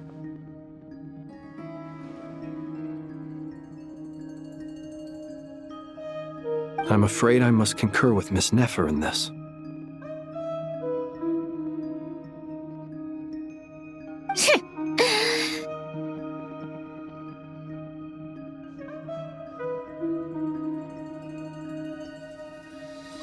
Can't exactly argue with that. Let's leave it there for now. I've taken notes on everything you said. Will it help with your research? I doubt it's gonna help with breaking Dottoro's energy fields. But who knows when it might come in handy. Better to have it all written down than try to remember everything when I need it. All right, I need to get back to my research. Mr. Albedo has made a lot of suggestions that will require my undivided attention. Sure, I'll stay here. I have things to work on.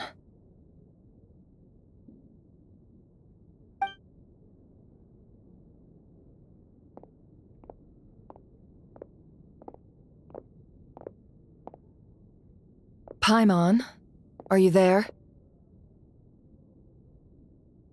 Oh, right. She went with Varka to Natlan, didn't she? Good thing we've moved her and the Traveler's luggage in here.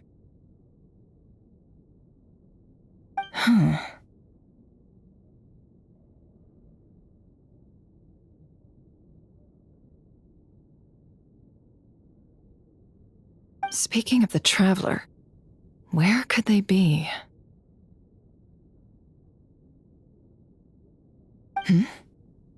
There's a note from Paimon.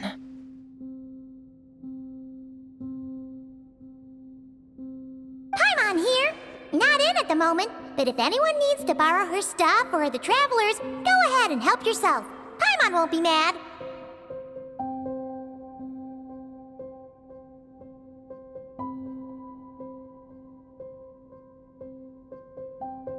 Also, Traveler, if you get back before Paimon, make sure to get some rest. Paimon misses you a lot, but put your health first, all right? How sweet.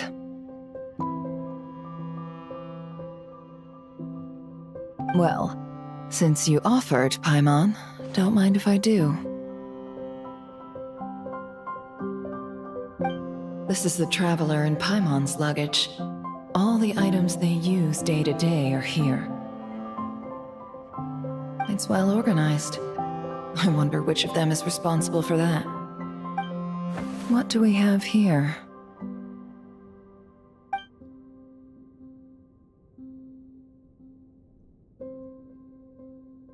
The camera captured a special moment that can only occur between people who are close to one another. You can really sense how the photographer feels about their subject. I wonder why this picture was placed outside. Is it because Paimon recently looked at it?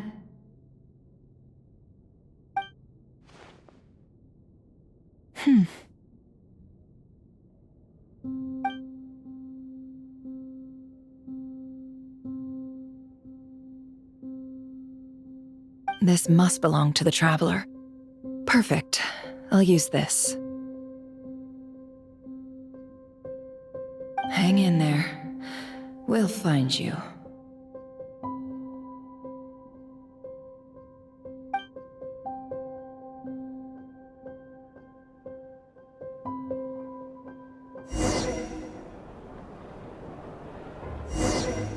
Polonia.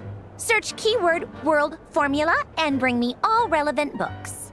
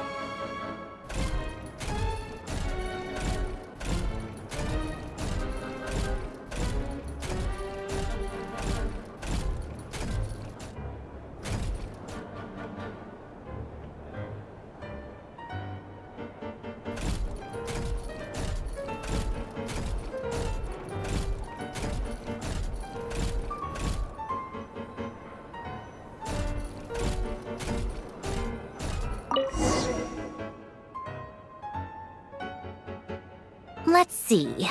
This one is on Tonki's sermon dictation concerning the apocalypse. I believe that the correct term for this is Fortuna. This was an ancient Romorian technology, a wisdom unparalleled. I never imagined that Romorian ideas would be so similar to the diagram I have named, the world formula. This is strong evidence that human civilization should gradually shed possibilities as it continues to explore and evolve. The end of humankind may well be upon us right now. The sparks of civilization shall run out unless we consider introducing variables from outside the system.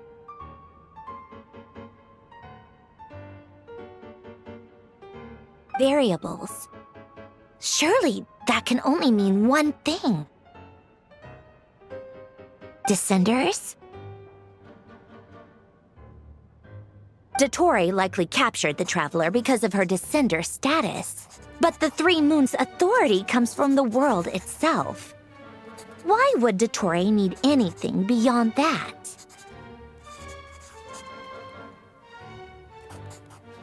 Where does this variable factor in? The world formula calculates the fate of an entire world. Introducing a variable would therefore give us...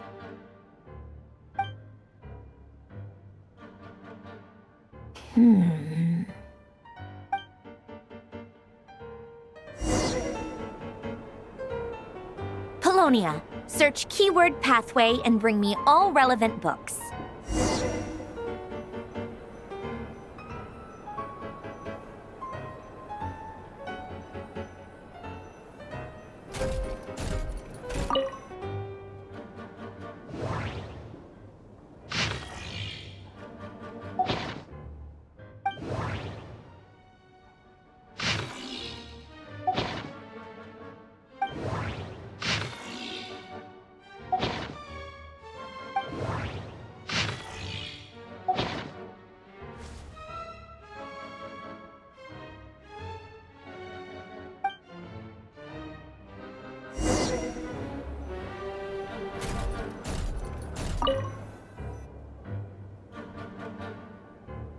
Otonki Sermon Dictation.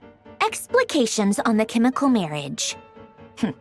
These titles are pretty esoteric. Observe and compute the pathway displayed in the guidance diagram. Deconstructing and reversing its effects could generate potential ideas. So, it's one of Renee's draft lectures. Deconstructing the pathway. I suppose that could lead to a breakthrough.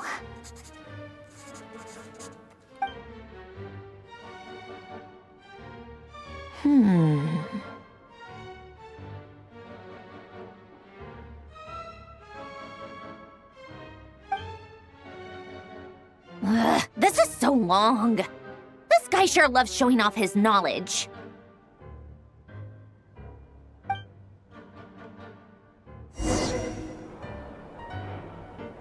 Polonia. Search keyword tree model and bring me all relevant books.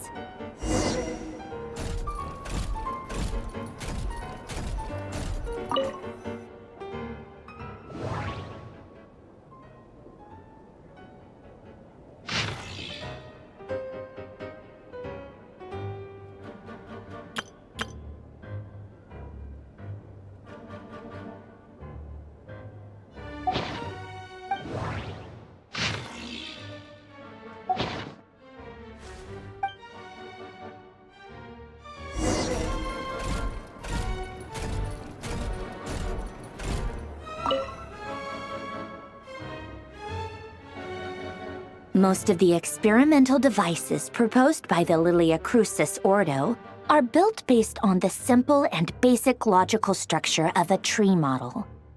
Lilia Crucis. Guess they were trying to cover up the name of the Nausitzenkreuz Ordo?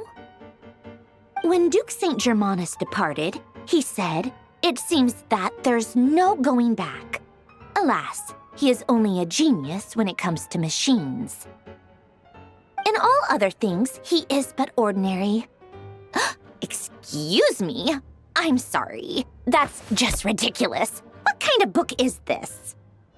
Great Detective Herlock, the Alchemist and the Clockwork Saint? Still, the author swears that they knew Renee well. Whatever. I guess it's not beyond the realms of possibility that Renee would say nonsense like that on occasion. Memory, wishes, souls, and persona. Frankly, this sounds more like occultism, but if Albedo vouches for it, I suppose there must be some alchemical basis to these techniques. The way Alain Guillotin saw it, the world was comprised of machines. The universe needed machines, and thus his technologies were created. That's why I was born. Renee, his full name was Renee de Petrichor, if I recall correctly. Sounds like he and the town must be intricately connected. That place was also the source of most of our information regarding Remurian civilization. Seems like some of his projects were based on their technology. The cutting of souls and storing them in vessels. These seemingly unrelated techniques underpinned Renee's research, assuming that the 4 orthants correspond to alchemical categories. The chemical marriage model? Alain would have scoffed at that. He never would have let those theories or parameters anywhere near his mathematical formulas.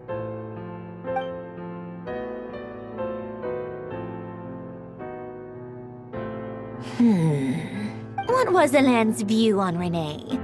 I know he mentioned the name, albeit very rarely. Oh, now I remember. Alain's old notes are here too. They mentioned Renee once. Renee seemed most out of sorts when he spoke to me. A lack of sweet foods has dulled his mind, I should think. Either way, his words are not to be believed. Yep, that sounds like Alain. My subordinates actually did a half-decent job digging out all these materials. Makes a change. Good for them. Some of Alain's old files are completely consistent with these records. He must have gotten them from the Tower of Gestalt. I never knew he got his hands on Renee's records that early. He may have kept them, but he never even attempted to use them. Didn't believe a word they said. Come to think of it, Renee's world formula was filled with calculations of constants. That shows he believed that the fate of the world to be predetermined. As for Elan... it's been too long. I forget what he said.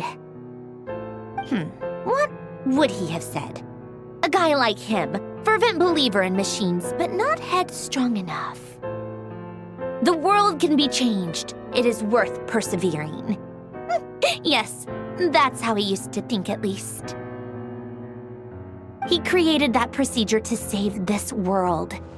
Yet the scale of the world's fate proved too enormous. The result was beyond his ability to calculate. He died having never seen the outcome. And there I was, left behind in the ashes of his dreams.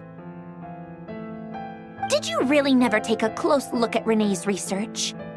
Or did you read it but deem his philosophy incompatible with your model? The very thought of trying to incorporate his ideas probably made you feel sick to the stomach. Well, don't worry, because there's a whole new category of lunatic in town. Next to Dottore, every other madman looks sane. You once asked me what I wished for. Should have asked him instead. He's the one pining for things you'd sooner die than witness.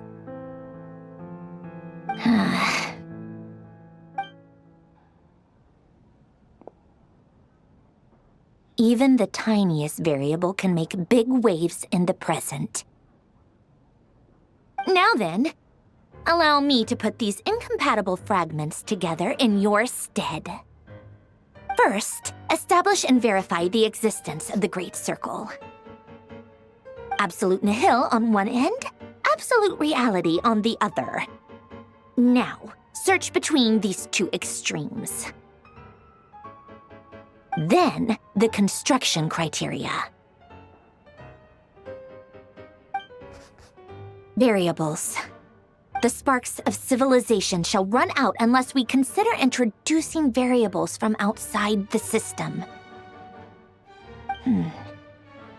Input variables. Traverse the world, space-time, and civilization.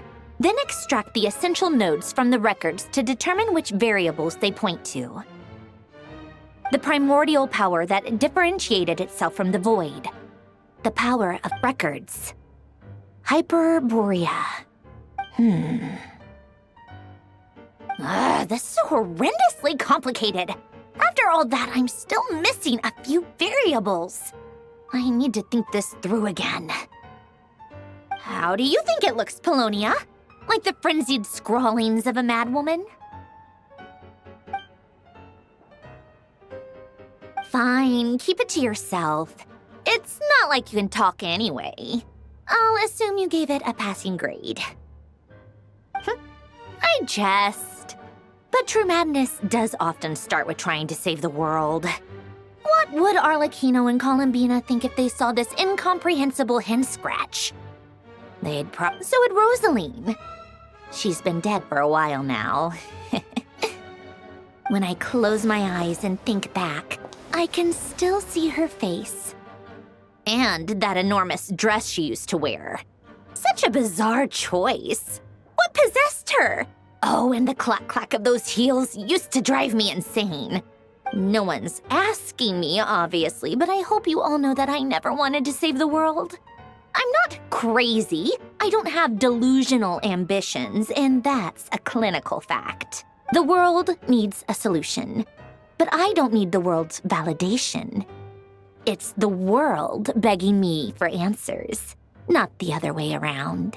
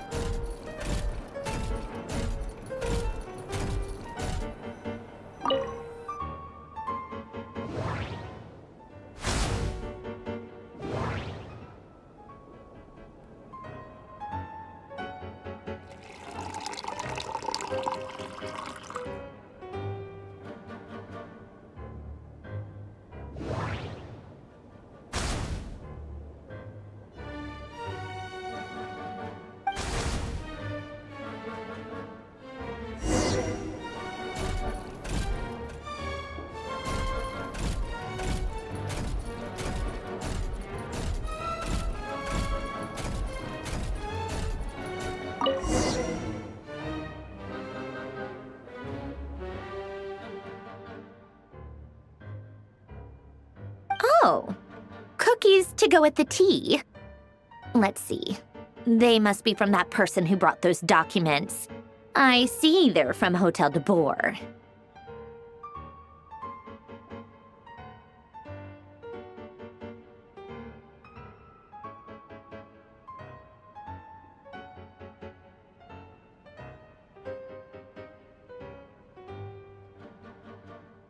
Something's written on the box. We are proud to present this homage to the Fortress of Meropede's fun-filled mill collection system. Fortune cookies! Have a lucky start to your day. Sounds like a dumb gimmick to me. Be early to bed and early to rise. Get plenty of sun and drink plenty of water. Then things will surely go well for you. What? Are you kidding me? Somehow I doubt that an early night and a glass of water is magically gonna save a world on the brink of existential peril.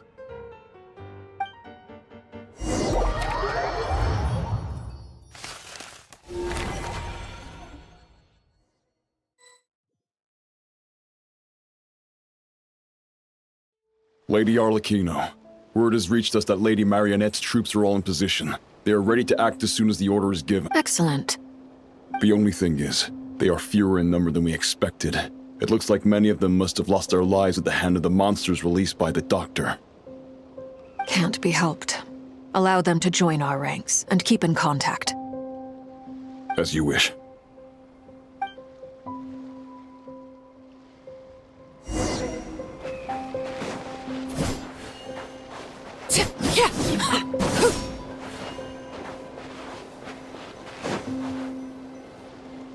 It's been a while, Arlecchino. You look well. Did Dottore really have to build his lab right on the sole path between Snezhnaya and Krai? Had to go on a huge detour to stay out of its line of sight. Sounds like an arduous journey. I assume you've brought word from Her Majesty? Of course, all part of the job. Firstly, the Tsaritsa has authorized Fatui Internal Affairs to review Dottore's case. They will reach a formal verdict on whether he has turned traitor and whether he poses a threat to Snezhnaya. While they're working on that, I've been ordered to come and receive the refugees from Krai. They are nearby. My team will escort you to them shortly. Great. Aside from that, Her Majesty has a message for you and Sandrone personally. Huh? Where is Sandrone? She stayed behind to work since I was making the trip anyway. It seemed sensible to have one person on standby at base while the other came out to meet you. All right, guess that's just how she rolls. In that case, tell her that the Tsaritsa's decree this time is pretty awesome sounding. I think she'll like this one. Still, I wonder what... Wait, what's that? Did one of our troops turn into a monster? Take him out.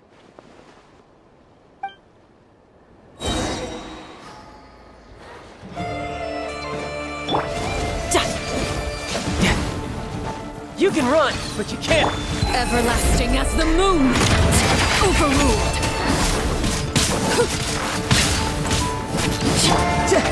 You're mine!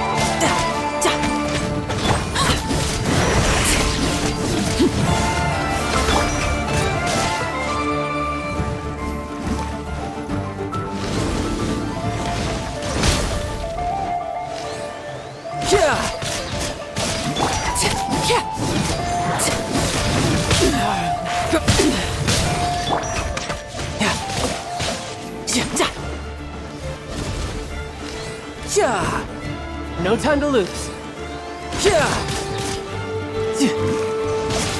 Bring it on. Transfixed! Tidal wave. Riptide. You've gotten stronger, Arlecchino. Nice. Stop that right now. I appreciate the praise, but I am not fighting you today. I knew it.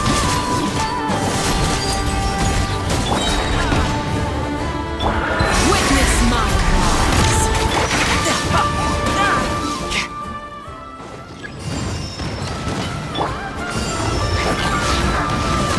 Transfixed!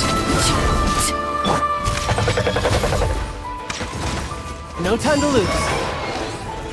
Ja!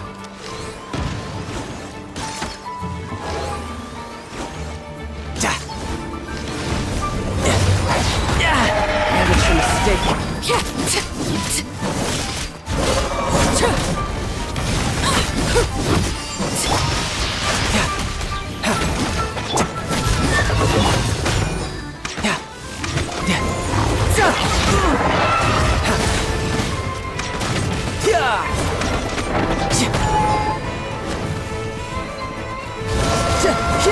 Who's next? You can run, but you can't hide. Overruled.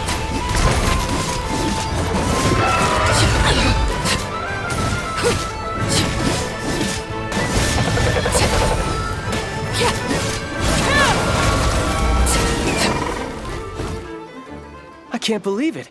He was a living, breathing human one moment, and the next? Another fine piece of work by our dear colleague, I'm afraid.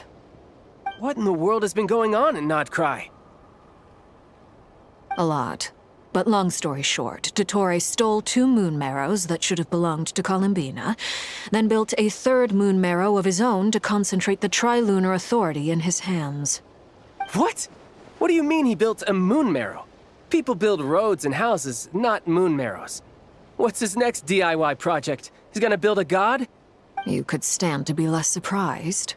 We are harbingers. The work we are engaged in makes the creation of gods seem mundane by comparison.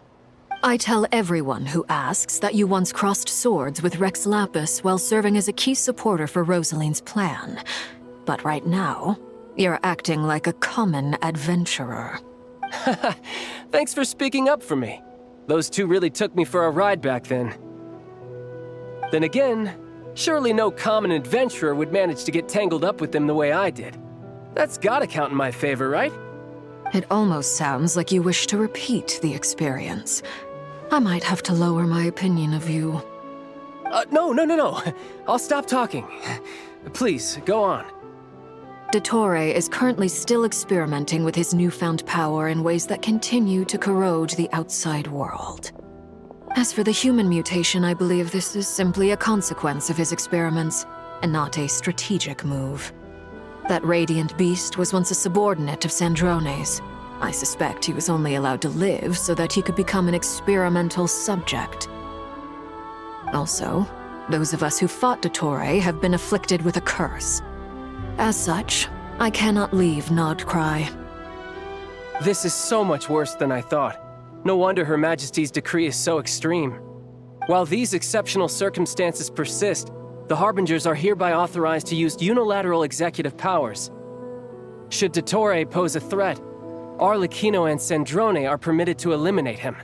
My thanks to Her Majesty. I will pass these good tidings on to Sandrone. Her Majesty has also declared that she will refrain from launching an attack on the now evacuated Krai due to the presence of unretrieved research material. A wise decision. By the way, how's my old partner doing? I'm assuming they're with you? Partner? You mean the Traveler?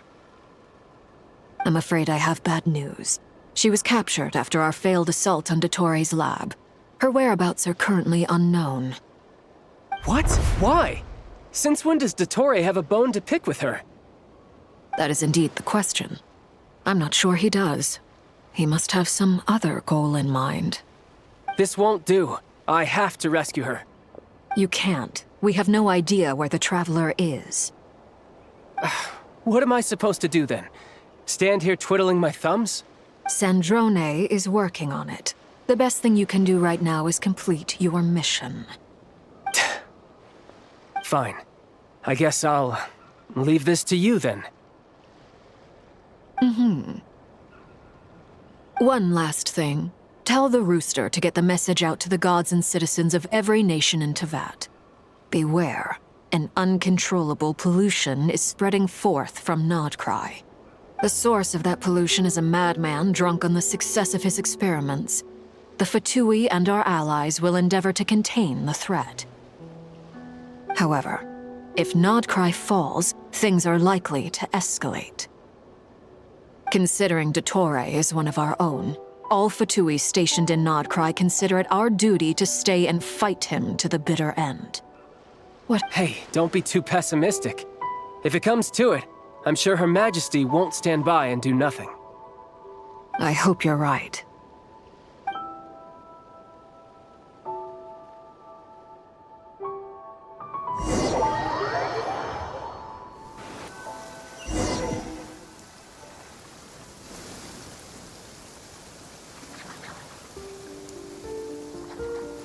You're right on time.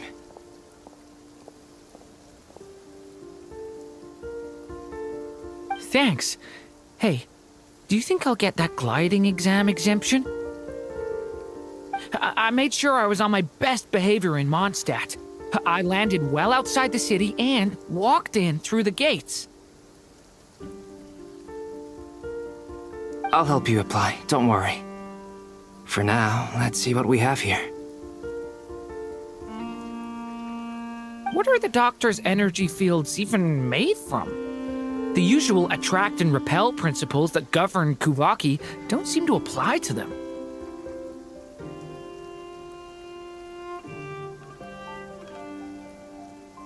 They are very mysterious, but ultimately, they appear to be comprised of energies from the 3 realms. Thanks to research by Master in the Hexen Circle, we know that Teyvat's 7 elements are derived from the more primordial power of the Light Realm, which is antagonistic with the power of the Void Realm.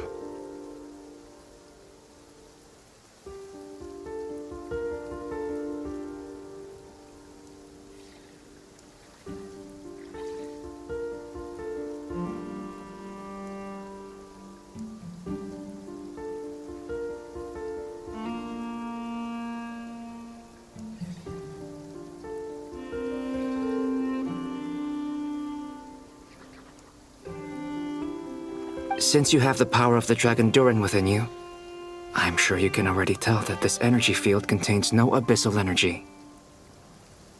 That's true.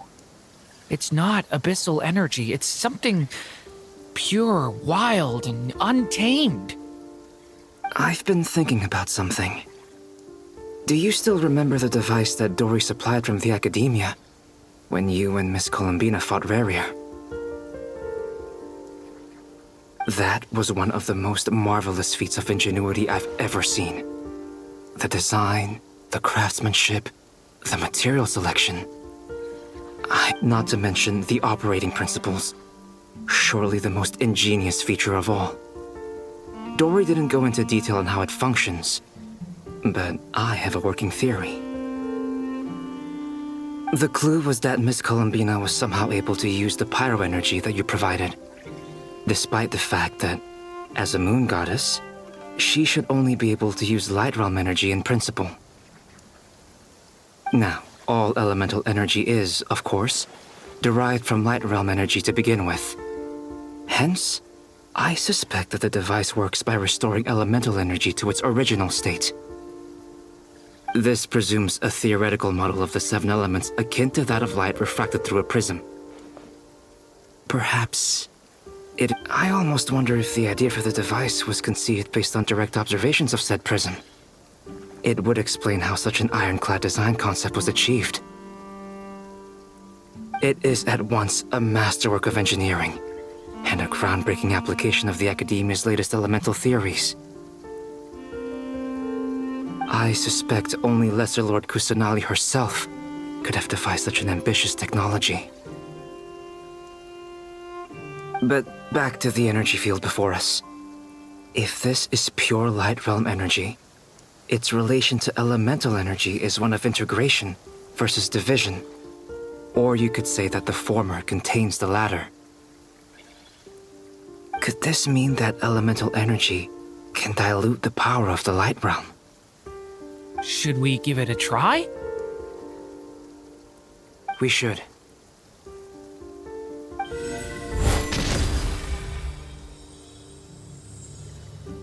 Ha! It works! Clear signs of disruption were detected at the periphery of the energy field. This indicates that elemental energy can disturb or even negate the field. Now you try. All right, here goes. It's working! Switch to abyssal energy and attack again. No surprises there.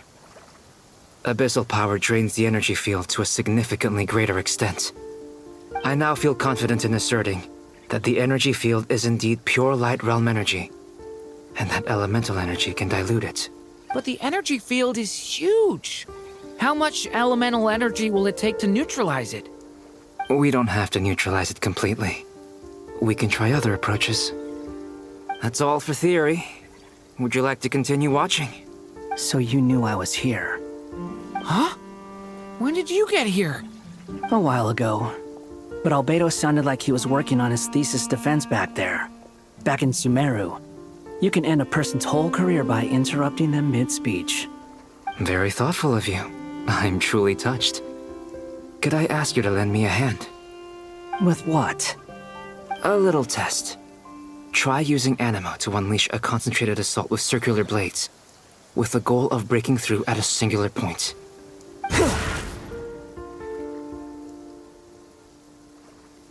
Nice! This time it tore through the field. Tremendous. This is a major breakthrough. Should we go through? We probably shouldn't risk having mutually antagonistic energies in such close proximity. Durin, you stay here and watch the entrance. Hat Guy and I will go in to investigate. Sounds sensible to me. Keep your eyes peeled, Durin. Don't worry, I got this. You two be careful in there. Just give me the signal if you need help and I'll dive right in. What do you mean, signal? It's based on a new alchemical concoction I developed last month. When 2 bottles of it are smashed on the ground together, they emit a blinding burst of light. Glad I asked. Thanks for the heads up.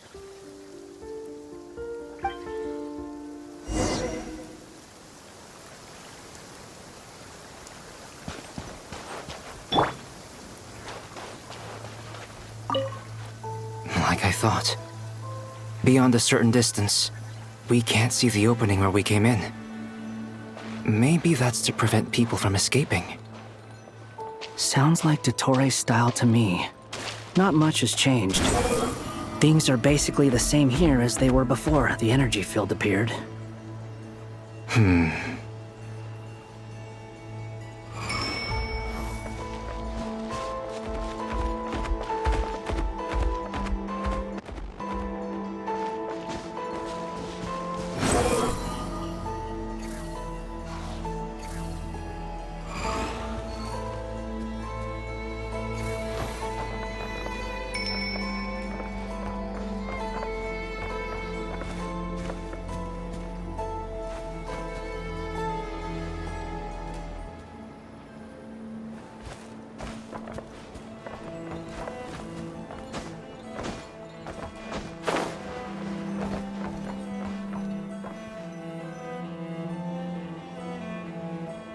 They have no heartbeats and they're not breathing. We can only assume they're dead. But there are no visible wounds. Also, there's an animal squatting next to each body. It's watching us. That's not an animal's gaze. What are you trying to tell us? Doesn't seem eager to talk. I guess maybe it's just an animal after all. Let's keep looking around.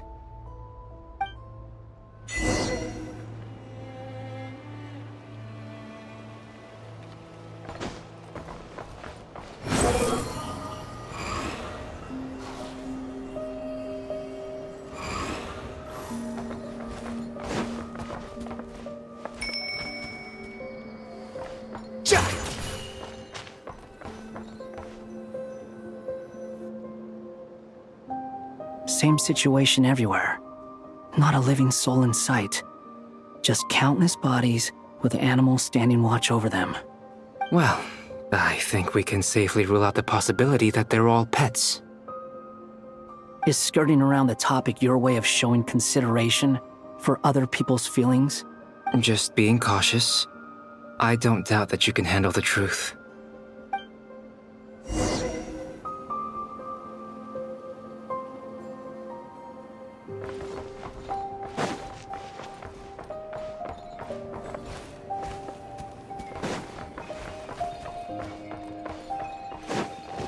Careful.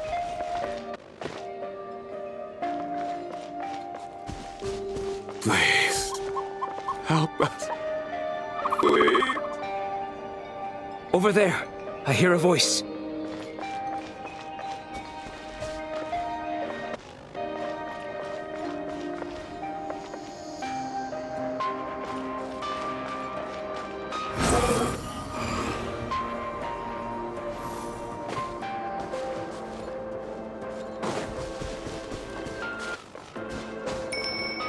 Squall Fury!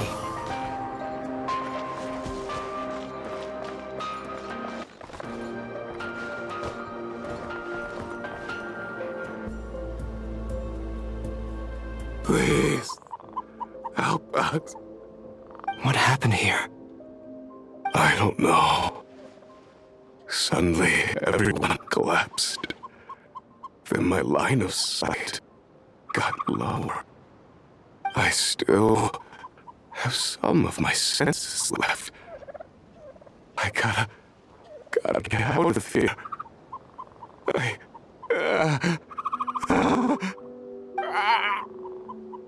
It looks like there's a huge experiment going on inside this energy field. Maybe each energy field is its own giant experiment. Vile. He's swapping human minds with those of animals. Even without the other circumstances, this would be an extremely radical experiment. Those people may have lost their sense of selves, but they are not fully animals either. If they were, they would have left. We should go. No sense in sticking around here longer than we need to. Agreed.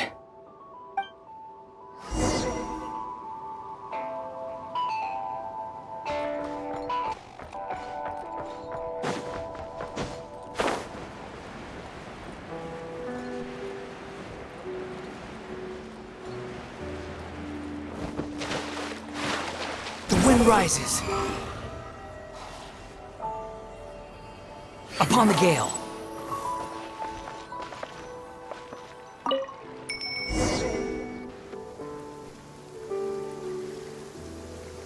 Ah, you're back! Everything okay? We saw some things that take a strong stomach. Otherwise, we're fine. We should share our findings with the others.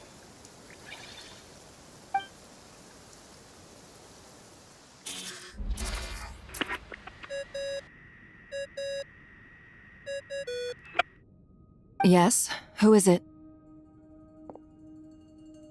Miss Nefer, it's me, Albedo. We found a way to break through the energy fields. With enough control, it's possible to tear them open using elemental energy. Also, we managed to take a look inside. Dottore is carrying out his cruel experiments on an immense scale. Any residents who have failed to evacuate in time will likely meet a grisly end. Sounds like he's living down to our expectations. Might I ask how things are proceeding on your end? I'm just about to get started. I'll be in touch once I have a result.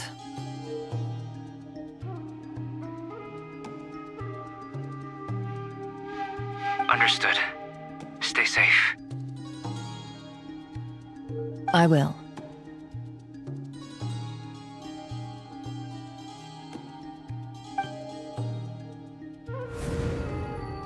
Well, Nefer, I'll link up with you once my tasks are complete. What makes you think I'd need you to do that? I'll need it. And considering the way you approach certain matters, I think you'll be better off with me present.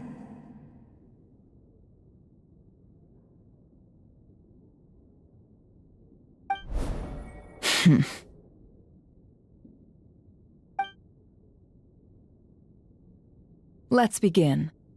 Entering simulation mode.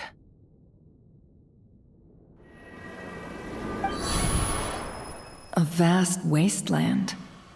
Is this the Traveler's inner world? I was expecting something more vibrant, to be honest. Wait, someone's there. What are you looking at? In that case, I'll look at it with you. I want to know all about everything you've seen and experienced. Is there somewhere I should return to? Or should I stay here and be the hero everyone says I am? I don't dislike my current life. Roaming the land, fighting battles, accomplishing missions, earning a living, looking after Paimon. It's not so bad. I guess the only thing that's missing is that you're not here with me. This is the conscious layer, which contains a person's true feelings. It is filled with both longing and kindness. I suppose anyone who lives long enough ends up wishing for someone who can't be there. Maybe it's the only way we can feel truly alive. Time to delve a little deeper.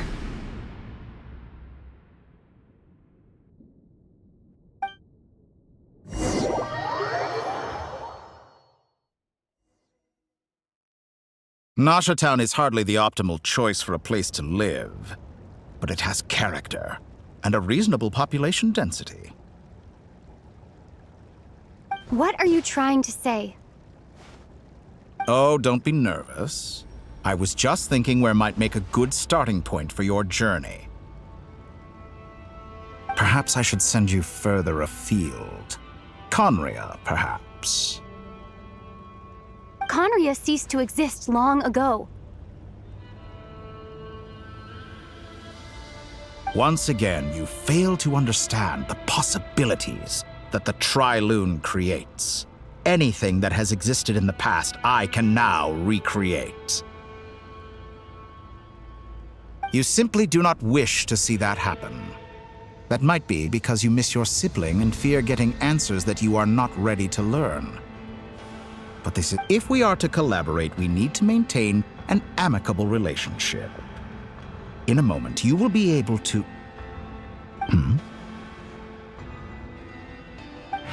Oh no. What are you...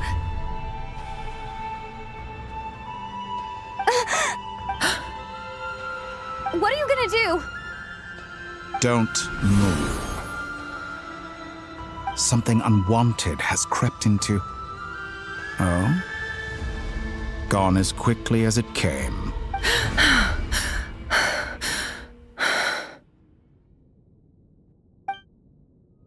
Did you save me? If I hadn't cut the connection, Dottore might have caught you from the other side and destroyed you. This was a good idea, but once is plenty. You were exceptionally brave. Excellent work. Thanks, but now's not the time for that.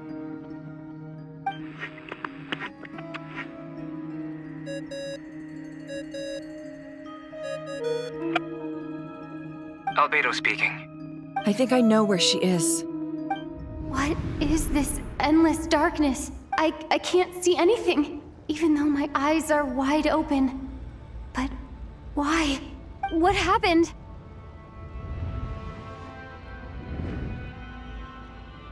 Ah, sorry about that. I take it you didn't notice. Just now, a friend of yours took a little peek into your mind. Could it be Nefer? How did she do it? Did she use something as a medium to connect to me? Do you think she's aware of your current circumstances? Oh dear. Have I stunned you into silence? I only wanted to slow down your time a little so I could stop your intruder in her tracks. It would have been nice to capture the spy. I must say, I'm finding the ability to adjust the flow of time rather intriguing. The moment you closed your eyes, time seemed to grow impossibly viscous, didn't it? A whole month passed before you opened your eyes again, but only for you. No one else was affected. I dare say this is something only a god can achieve.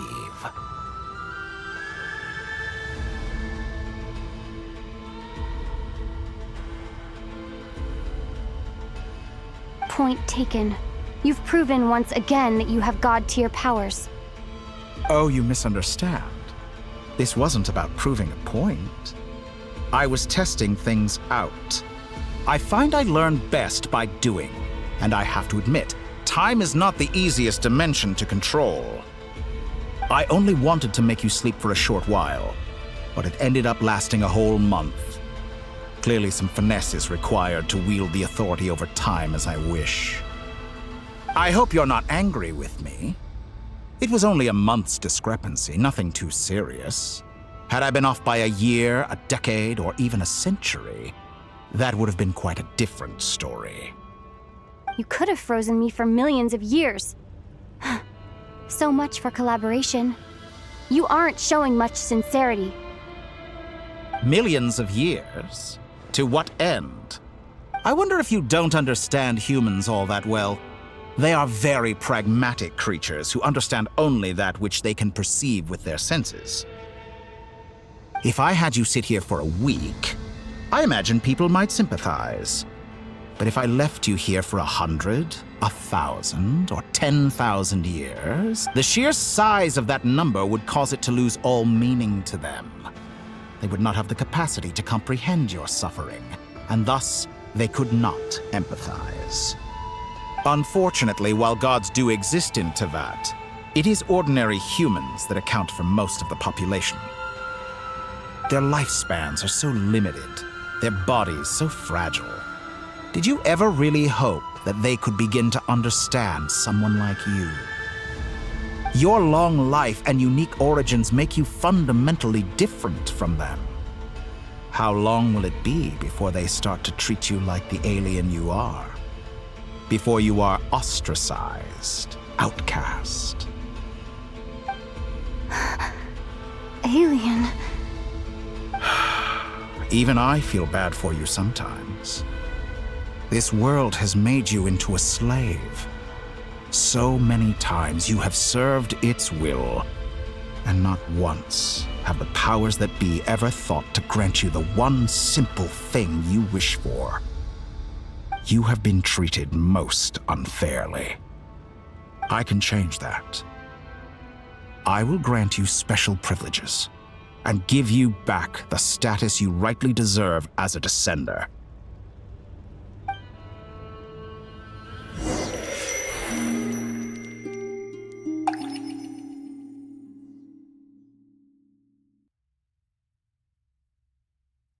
I've entered the past 3 times at this point, but I still have so many questions. For instance, beyond each point being further back in time than the last, what determines the specific locations at which I can make entry? So far, the common thread linking all 3 scenarios is that the Traveler has been present. But it's more than that. I know I sensed something familiar around her. What was it?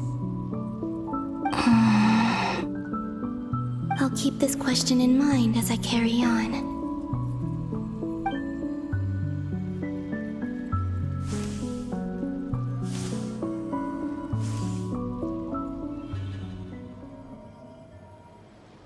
Humans, you never change.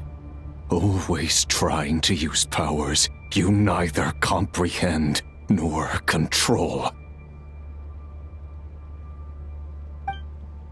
This looks like Star Sand Shoal. Was this before Rerir regained his physical form?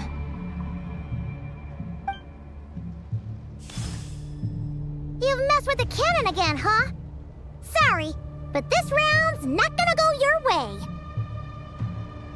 The cannon. That's right.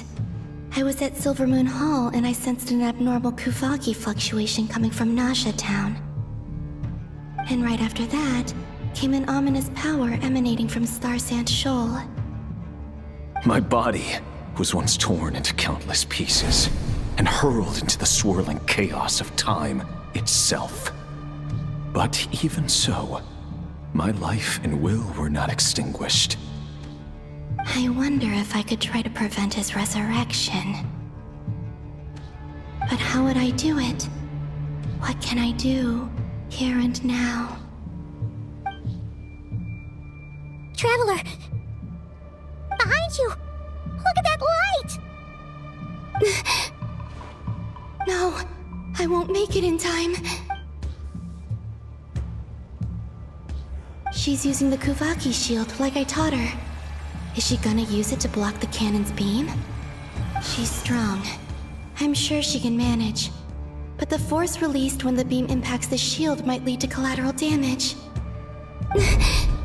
EC Island. The Frost Moon Scions will be exposed to lethal levels of Kuvaki. A question, if I may. Kind Miss Columbina. When the cannon's Kuvaki beam was deflected earlier, I saw several bolts of energy streak toward Hisi Island, only to be blocked. Did you also have a hand in that? Maybe that really was me after all. Well, future me. But I don't know if I have enough power left. Sigi sato pasa sais, niti ipotofutos. There's no time. Osestikos paratin tirantur risuiku, topirto aethion feraton. I have to make it. Oh, Frost Moon. Oh, great land. Oh, slumbering moonlight of Krai. If you can hear me, if you can sense my call, then please, heed me once more!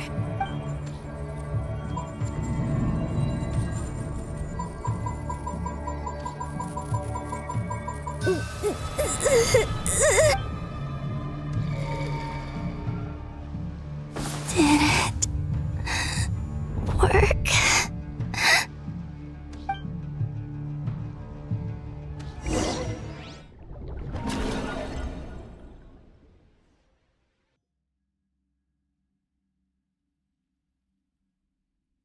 Hey, wake up. Hey, did you hear me? Columbina, I said wake up now! Oh, good morning, Sandrone. It's 3 in the afternoon, actually.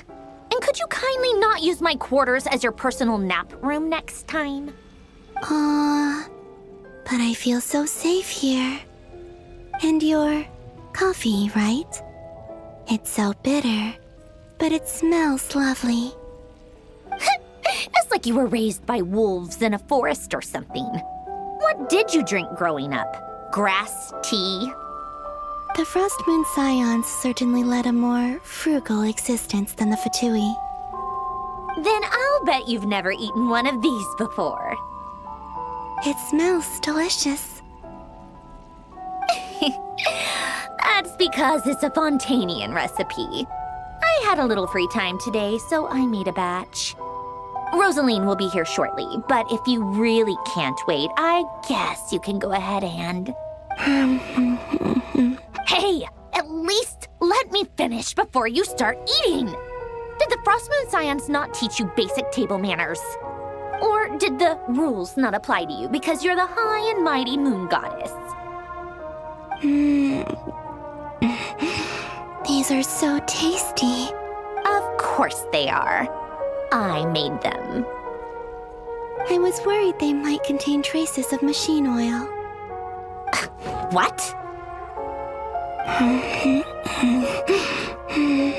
You know, there's something I've always wanted to ask you. Why did you leave your old home and join the Fatui?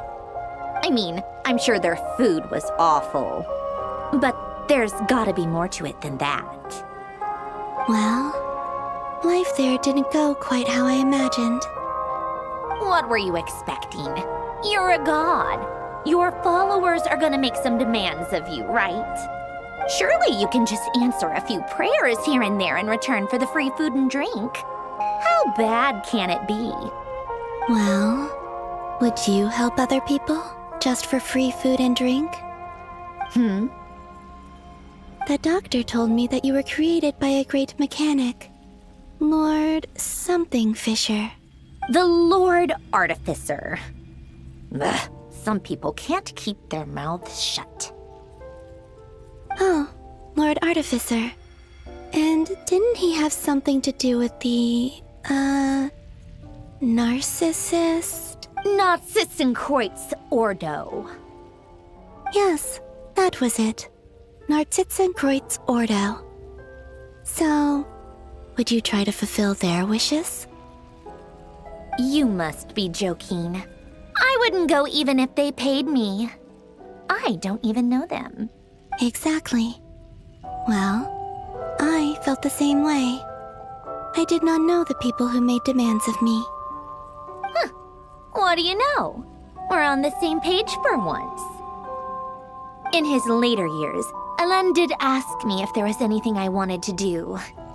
If I had any wishes of my own. Well, I don't. And I'm not in any mood to fulfill someone else's either. Who's Alain?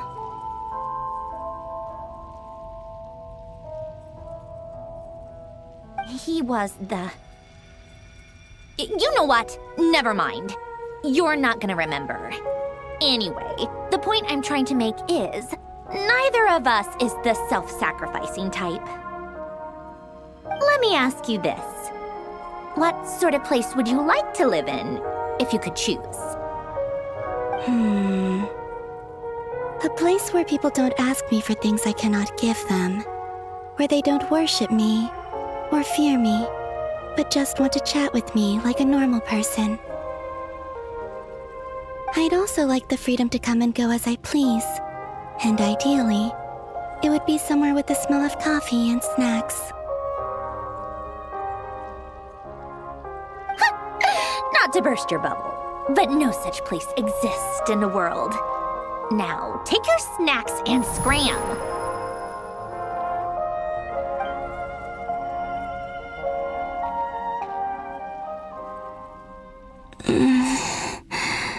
Did I pass out? Of course. I'm back here again. I dreamed of events from my past.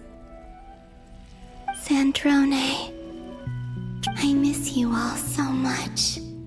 Back there, I guess I managed to harness all the Kuvaki energy on Hisi Island.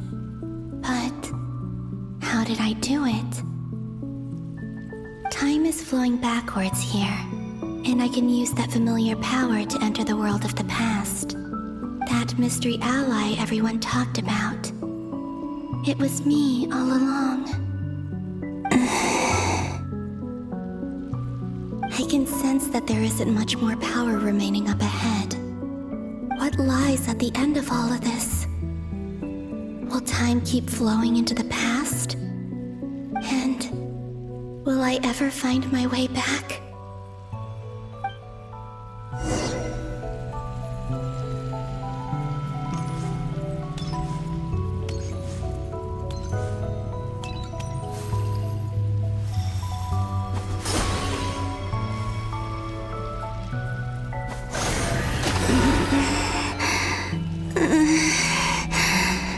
It's getting harder and harder to use my power.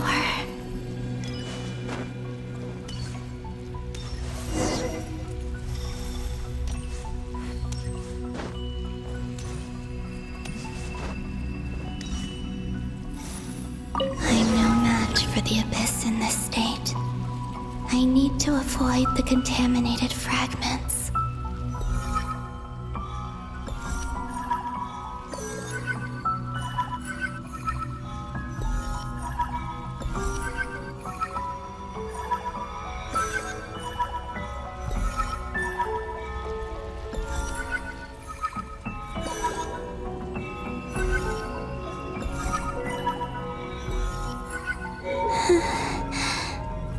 Time to go. I wonder where I'll find myself this time.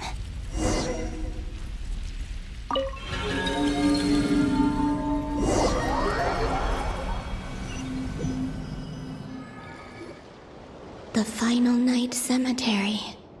This is where Flins is based. Or not! How are we supposed to read through this many files? Difficult, yes, but it is also our most efficient option. Seems like they're searching for information. Oh, I remember. Flint and Varga talked about some files on the Wild Hunt. Was this my doing too? To expose the true intentions of this Rarir, we need to dive into Krai's history. Are my actions changing the past? Or are they simply completing a process? Is all of this inevitable? Or am I the one making these decisions? If I choose not to help them now, will it change how things turn out? Hope we don't land on our heads then. They're my friends. I can't not help them.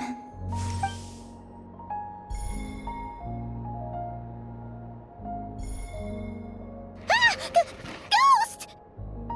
And the other one was... here. Hey! Another file's moving!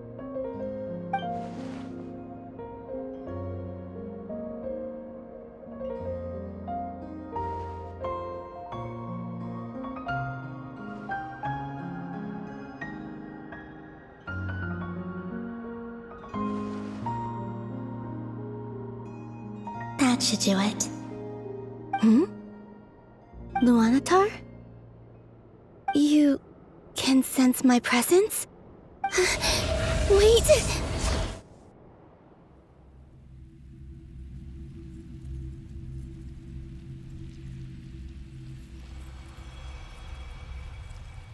Luanatar. So she's that familiar presence I've been sensing all along. She's always been by the Traveler's side. That explains why the Traveler has been there each time I've entered the past. But why Luanatar? Is it because she has a connection to me as the Moon Goddess's familiar? If so, why not any other Kuhenki? That's...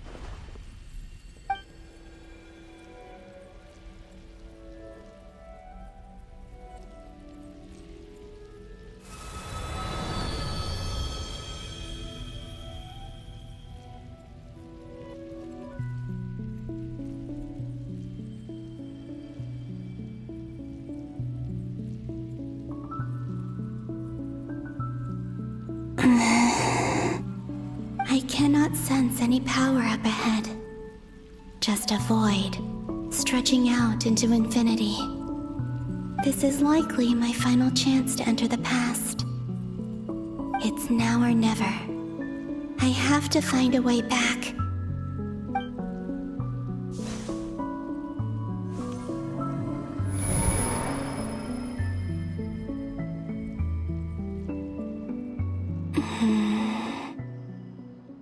Where's Luanatar? I can't sense her presence this time.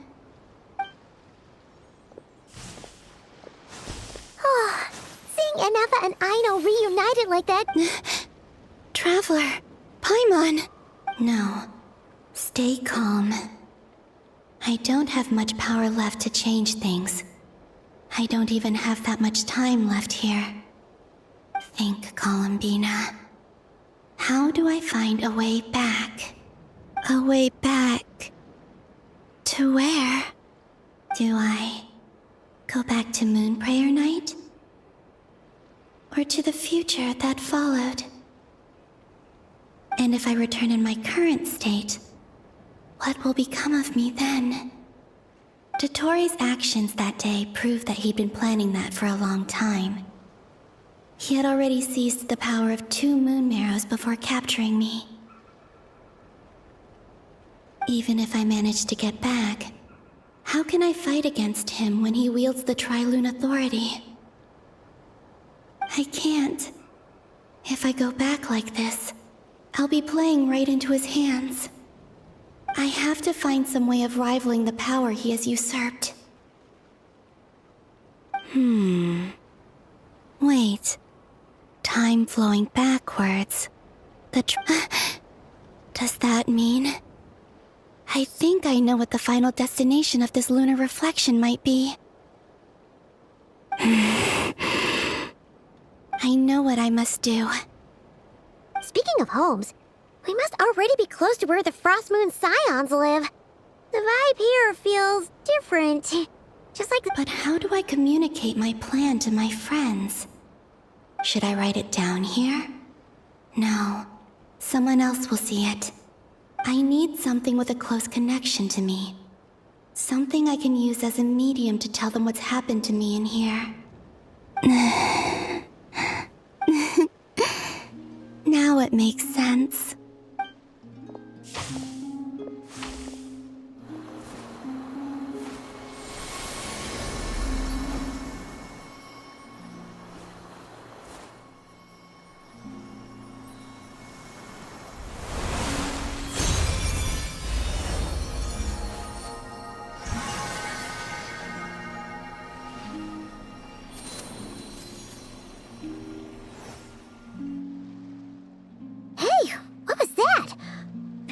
some sort of breeze blew by, and then the petals suddenly turned into... Huh? It was I who brought Luanatar into being. I gave up a piece of my own soul to create her. That's why I could sense a familiar power from the moment I entered this space. It also explains why she's been present in every past location that I've entered. Because we have a deep connection. Hey there! What's your name? And the reason why there are no more gates to the past after this point is that Luanatar hadn't been born then. No wonder I sensed the trace of a blessing when we first met. But I still didn't recognize the soul hidden within you. Back then, I was just a little lost dove. I had yet to become Columbina Hyposelenia. Go on now. We've got stuff to do. Best you find someone else to hang out with. Hey, you scared it off. I'll be counting on you. Remember to stay by the traveler's side, guide her, and help her in my stead. Oh, and bring her to the garden where the moon prayer blossoms grow. There's a little lost dove there who will need her help.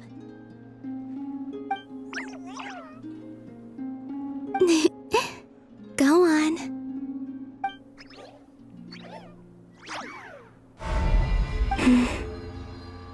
You too.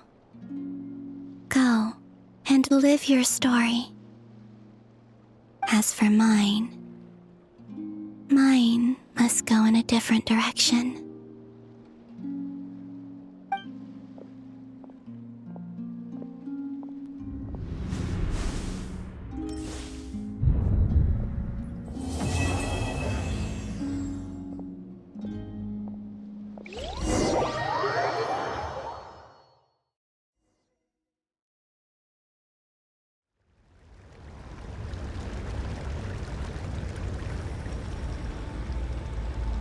How would you like to experience the thrill of never being held accountable for your actions? You could crush people like ants without consequence, or tear off their heads or limbs as you please. Believe me, such a life is but one small step away. What point is he trying to make? Freedom? But the freedom to kill? To do evil and get away with it? Why would you offer me that? The creation of a world is the ultimate scientific experiment. I have taken my research to the highest level, where I shall be not just a god, but also a servant to many sacred spirits. I shall heed the truth and perform holy deeds.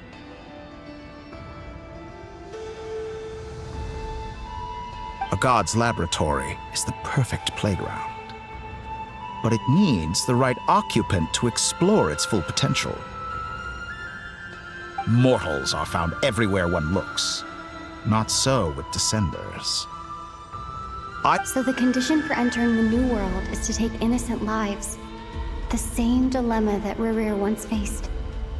Could I really bring myself to kill others for my own benefit? Rerir did. And look where it got him. Have you made up your mind? I can't do it. Your playground is no place for me. You're putting your hopes in the wrong person. But we both know I'm not quite the hero you say I am either. I have my own reasons for the journey I'm on, and they aren't all selfless. You've grown a lot since we last met, but there are still things you are unwilling to compromise on. Why don't I lower my requirements a little as a gesture of goodwill? I'll give you a little time to learn to be a less noble soul. That'll make things much easier for you. I really doubt I could live that sort of life. And yet you already sound less defiant than a moment ago. The benefits appeal to you because you can read the signs of the times. Why don't we return to my research facility? Your last visit was so rushed. There is much that I have yet to show you.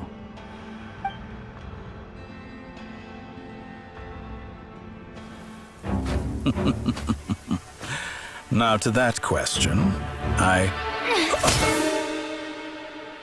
Heroes don't attack from behind. Guess I'm no hero. This is most disappointing.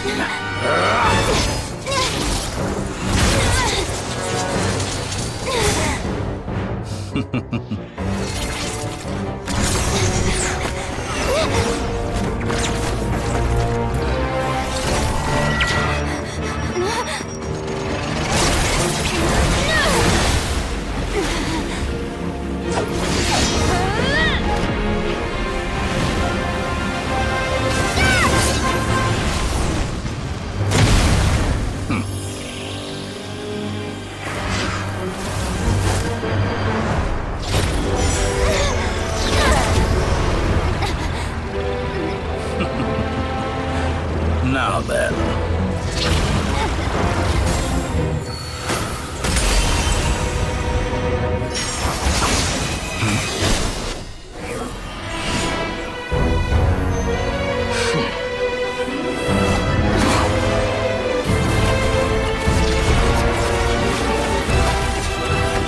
A new face. Interesting.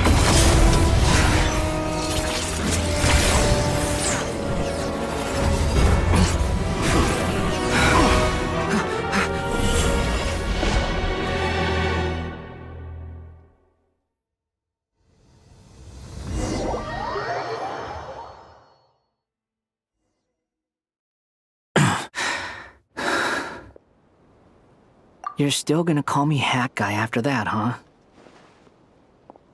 I didn't see anyone else in there who needed saving.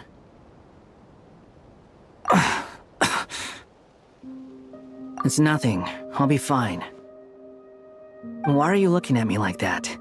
Is it that shocking that I'd come to your rescue? I owed you a favor back in Sumeru. Now we're even. Distracting Dottore was tough. I won't lie. He's not gonna fall for the same trick twice. That was my one shot.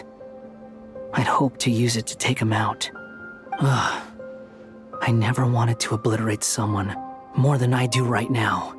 Dottore doesn't recognize me, but his segments were originally made based on an analysis of my operational principles. I expect it's only a matter of time before he figures out what I am. So Dottore doesn't recognize Wanderer, because he deleted himself from Irminsul. Did he really miss his only chance for revenge by saving me? Why the long face? Hey, I'm not blaming you, okay? And I'm not complaining either. Rescuing you and killing Dottore are equally important goals. Everyone would be pretty stuck without you. It's best you live to fight another day. How are you holding up? Are you all right? Hat Guy said to put safety first, so we agreed to run as far away as we could after leaving the energy field and only meet up once it was safe. You don't look injured. It seems that Dottore didn't do anything to you. All right. Rescue operation complete. Let's head back. There's a lot more work to be done before this is over.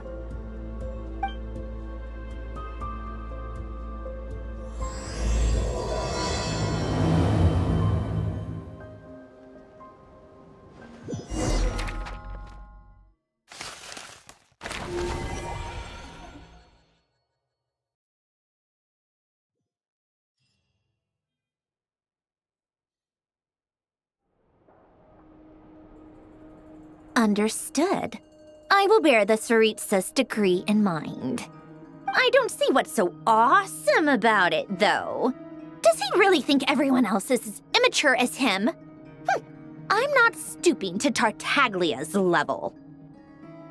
I thought you might say that. How's your progress? Quite promising, actually. That alchemist Albedo gave me a few ideas. Remember how I asked you to look up some files for me? That stuff on the Nachtszitzenkreuz Institute.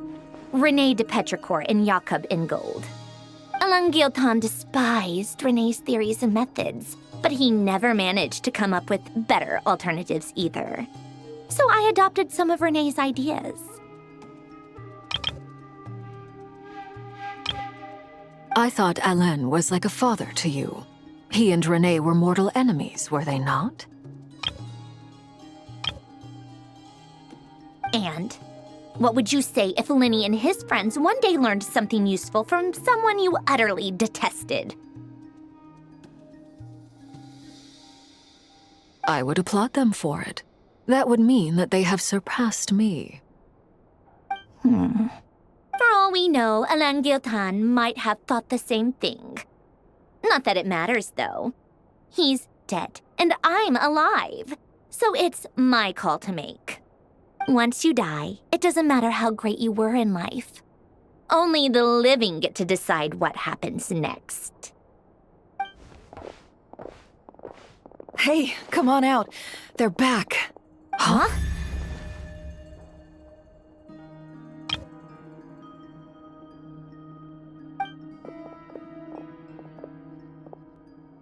You're back? And your head's still screwed on? And you still have all your limbs? What does it look like?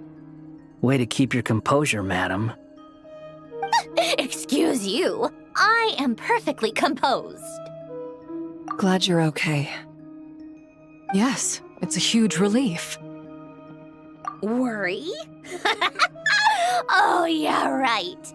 You think we, the Fatui, were worried about you? We were worried sick. Hey! The Traveler and I were already friends. You are free to join this mission in whatever capacity you please, much like your tea parties. It's a laugh a minute with you guys. I must say, I was quite surprised when Mr. Albedo told me he would need no additional aid. We discussed this on our way back as well. I am rarely so unequivocal, but in this case, we had full confidence in Hat Guy. He said he knew what he was doing. Albedo and I pretty much had to just wait outside on standby. Meanwhile, Hat Guy broke into the energy field and rescued the Traveler solo. You didn't have to mention that. Well, I'm thoroughly impressed. You are a force to be reckoned with, Hat Guy. Is she back? Is she really back?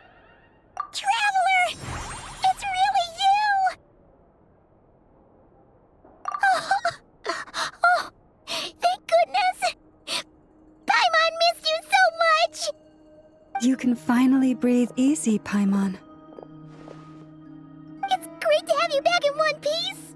Oh, Paimon's been having nightmares the whole time you were gone. Look at them. You know, once you reach my age, there's nothing better than watching a misty-eyed reunion between friends. It's nothing. Same goes when you get to my age, too. I bet Aino and Nefer would be tearing up as well if they were here. Varka, I'm not sure Nefer can cry. Oh, yeah, good point. Hey, your eyes are looking a little red and puffy. Come here, let's hug it out. What? Ew, no! No, thank you. You're not my dad, okay? Knock it off! Everyone, I'm sorry for all the trouble I caused you. But the silver lining is, I didn't come away from this ordeal empty-handed. While I was being held captive, I learned a lot about Dottoro's current capabilities and what he plans to do with them. Allow me to explain.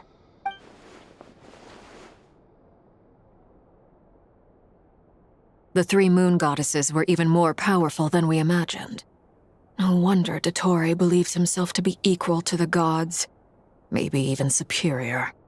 Utter blasphemy. While everyone was gone, Nefer and I made an interesting discovery, and I believe Miss Sandrone has something to share too. Ma'am, perhaps you could do the honors?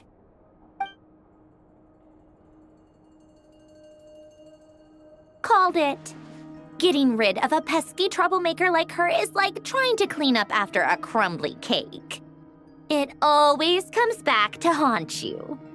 Our next step is to find a way to bring her back. A place where time flows backwards, with no destination in sight. Surely it must have been created for a specific purpose. But I fear the answers are buried deep in Tevat's history, held by great powers beyond our reach. It sounds like she's on a specific path through time, just traveling in the opposite direction to us. The question is, where does that path lead? Or will it keep going to infinity? We considered that question as well. Strictly speaking, time is not infinite. Indeed not. Every road has an end. Nicole! You sure loved quietly sneaking in mid-conversation. I do, in fact. It's something I've always done at our mages' tea parties. Quiet, mysterious, and persuasive. You wonder what lies at the end of her road. Well, just as the world has a beginning and an end, so too does time. And so, the end of the road is the moment that Tevat was born. But where Miss Columbina will end up along this road, that depends on where this particular river of reverse time began. What about the original moons and the moon goddesses? Do they have a beginning too? All things do. In the beginning, no moons adorned the sky. It was the Dragon King Nibelung who raised the three moons into the heavens, and thus were the moon goddesses born.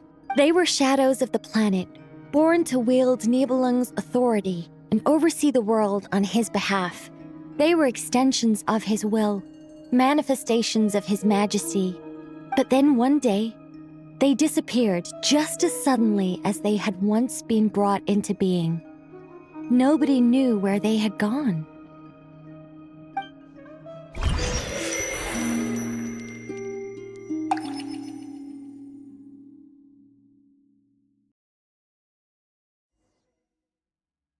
Like I thought, no more paths back to reality have emerged since.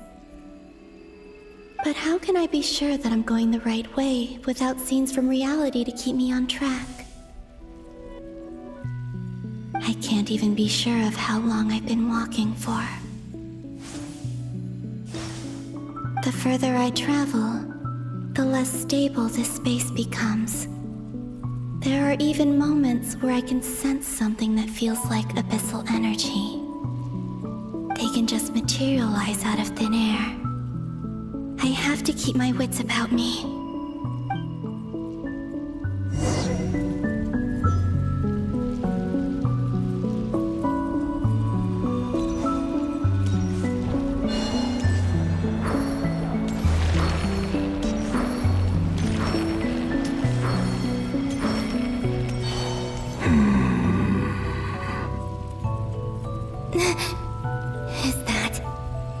great hero of Solnari?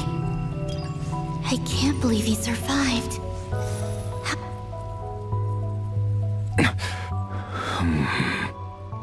You are the moon goddess.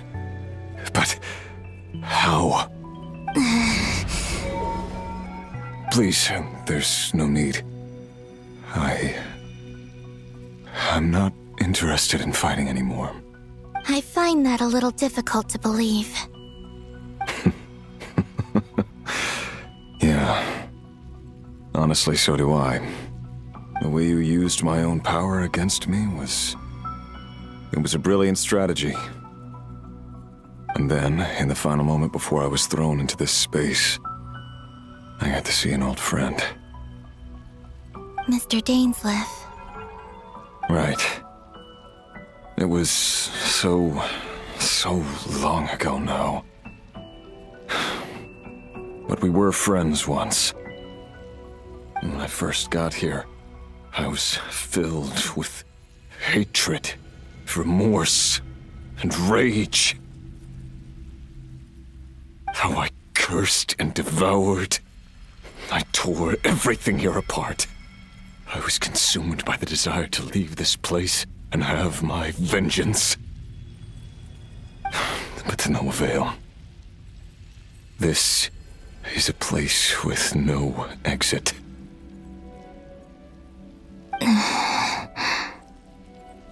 This is the second time I've entered this space. Though I have no memory of the first. I was torn to shreds the moment I entered. But this time I survived. It must be partly because of this new body, and partly because of all the Kuvaki I absorbed in Krai. Are you the source of the abyssal power in here? Not all of it. Some is from when I first arrived here and tried to destroy everything. But there was already a degree of abyssal power here before I entered. And like a venomous snake baking in the merciless sun, it tried to slither into my shadow. Tried to? So, you rejected it? Yes. Because after that, the world suddenly became silent for a moment. What do you mean? The voices in my head, they were gone. And then, I saw her. Her? Thelindis. My former lover. Nefer mentioned that she saw a memory of Thelindis leaping into the moon's reflection. More precisely, I saw her afterimage. I'm sure the real her is long gone. She was just an ordinary Conrian. Anyway, why have you come here? Didn't you know it was a dead end? If I hadn't escaped through the moon gate, my friends would have been in far greater danger. Oh, I see. Because of your power. The power of a moon goddess. What? You'd like to know how I know, wouldn't you? The one who resurrected me said so. I could hear a deep lust for power in his voice. Do you mean... Dottore? Dottore. So that's what he's called. He'd been collecting fragments of my body for a long time. All so that he could resurrect me at the moment of his choosing. I had no interest in his research.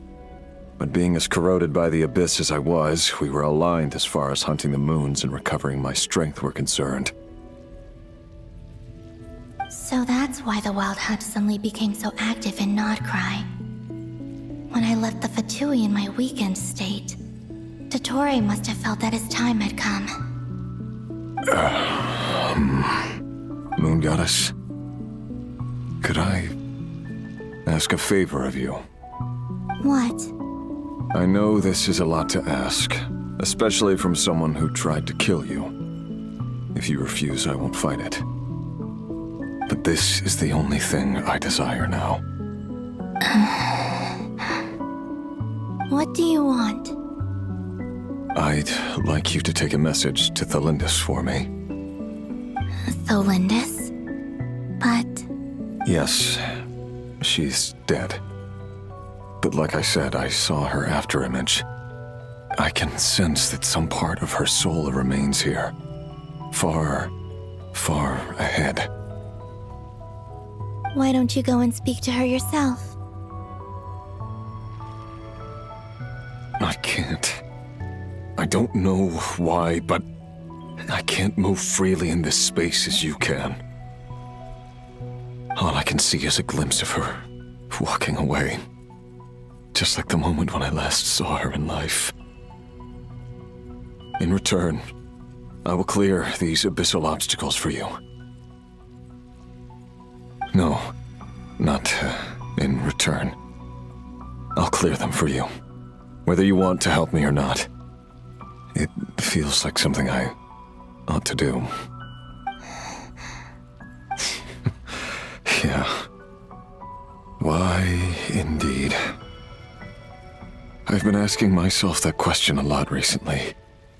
Why did I do the things I did? I'm tired of it all. Tired of the person I became.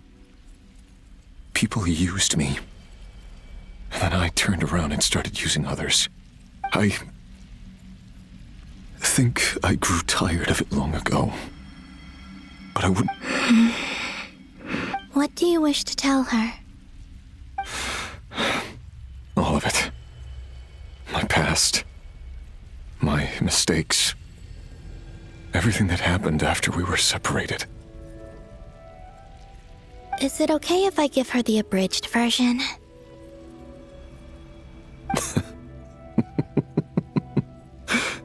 Yeah, I'm sure there's plenty you can skip over. Like the part where you relentlessly tried to kill us? It's up to you.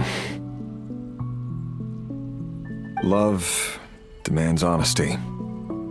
But my relationship with Thelindis was built on lies.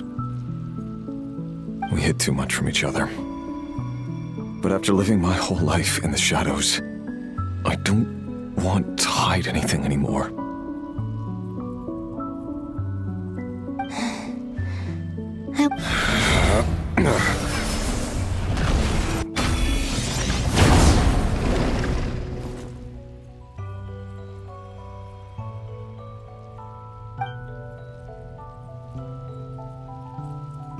There. The abyss will no longer stand in your way.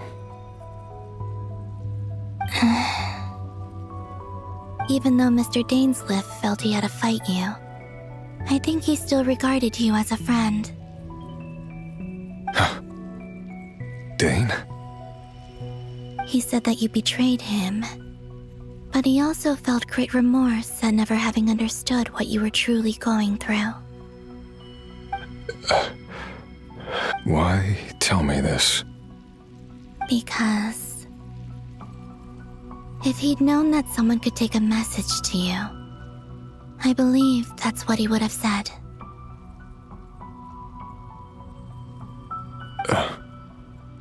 Thank you. It means a lot.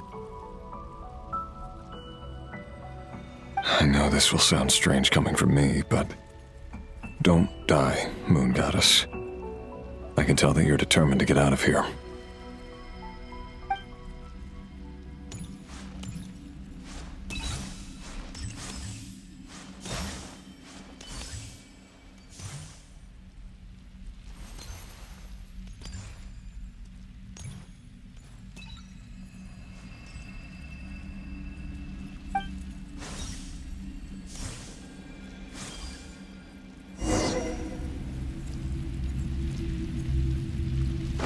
He kept his word. The abyss is no longer obstructing my path.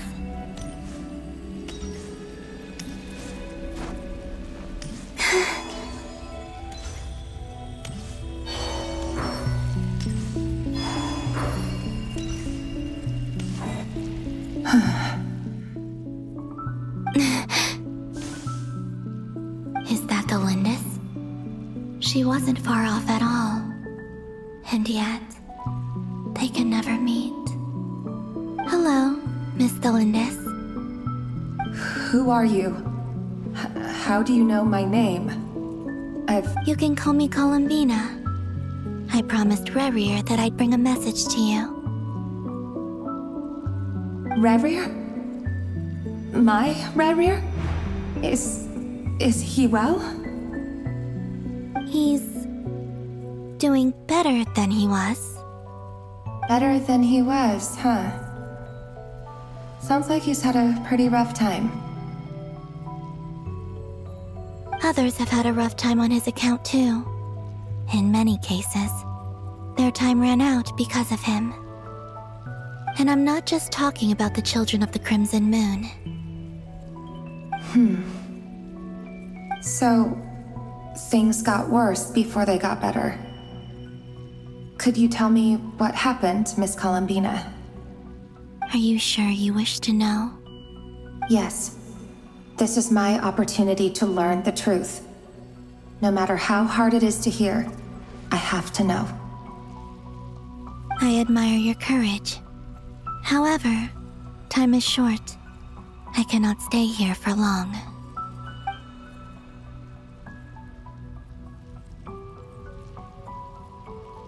Rerir had seeds of hatred in his heart, and many people nursed them for their own ends. On some level, everything he did was to try and find a way to see you again. But in the end, he came to regret his mistakes. He wanted to apologize for hiding his past from you. Beyond that, he did not say specifically what it was he wished to convey to you. But I'm sure that you've always been on his mind. You are what has kept him going over all these years.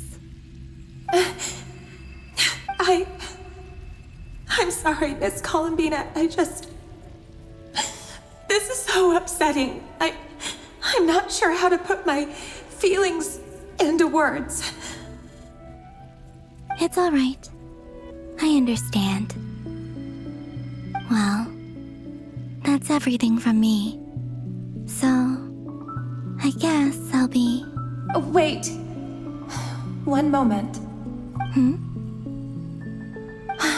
Time flows backwards here. The road ahead only leads further and further into the past. I know. I intend to reach the end of that road. Without a moon marrow, without the 3 moons' power, you won't make it far. Wait, unless... Are you one of the moon goddesses? You could say that. I see. I often think to myself, if life is like a train ride, why haven't I reached the terminus? Where am I even going? And it's not just me, it's this whole place. Wherever it is, it seems like it's existed forever. It's such a mystery. Where I must seem so ridiculous. I can't answer these basic questions, and yet I jumped right in here without hesitating, only to be torn apart the moment I entered by powerful energy currents. Only my soul remains now. Thinking back, I was suddenly overcome with fear and terror in that moment. Perhaps I too became bewitched by the abyss. I may have been the leverage it needed to control Rerir. I used to be a researcher at the Universitas Magistrorum in Conria, researching the iridescent moon's marrow. Eventually, I came to the conclusion that time in here flows in reverse. Rerir was one of the Venster King's retainers. With me, he was in an impossible position. It plagued him constantly. I wanted to help him escape his lot in life. I wanted him to be happy. At the time, I thought I could just go back to the day that the Venster King first found the prince. It was only after meeting the prince that the Venster King started going too far with his research into the abyss. That was the day all of our woes began. I thought I could stop the king from ever meeting him and solve everything. I couldn't kill the Vinster King himself, so I had to find another way to save Rayrir. That's why I wanted to go back, to kill the person who had brought new possibilities to our realm.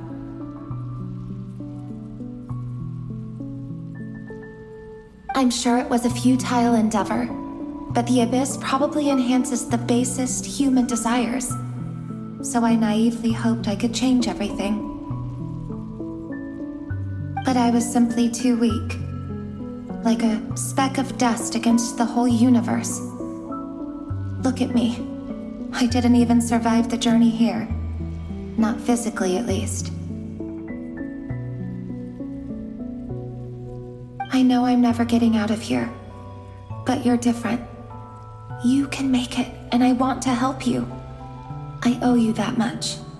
How do you plan to help me? Have you noticed the golden energy that exists here?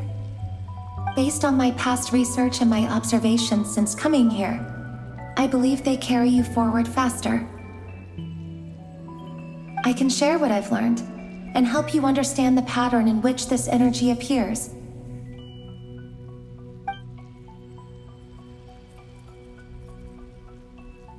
I think you just might... Now, I know you will be able to change the past.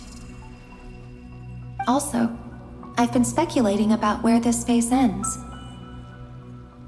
The documentation was scanned, but from what I know of the legends about the moons, the oldest ones seem to begin with Nibelung, king of dragonkind.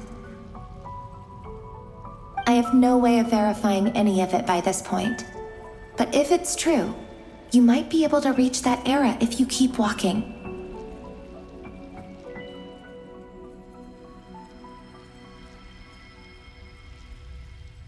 Understood. Thank you, Miss Thelindis. I'm the one who should be thanking you. If you hadn't entered this realm of everlasting death, what use would my deductions be? Thanks to you, they have some meaning. About Rayrir, I'm so sorry. For everything. It wasn't your fault. That's not true. Because we both feared bringing trouble upon each other, neither of us ever told the truth. And that dishonesty sealed our fates. But enough about that. I wish you a safe journey, Miss Columbina.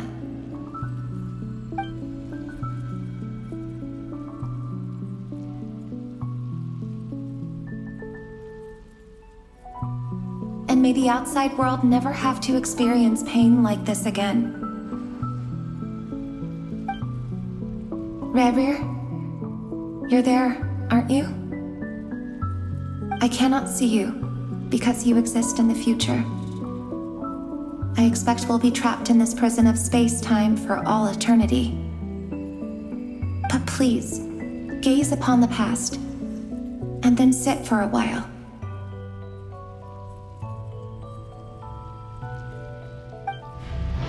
Let's find a place to sit down together, just like we did when we first met.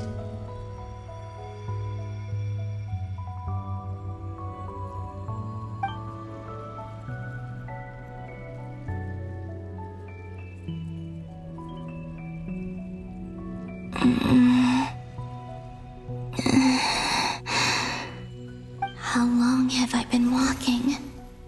How much further till I reach the end? Is there even an end to be found?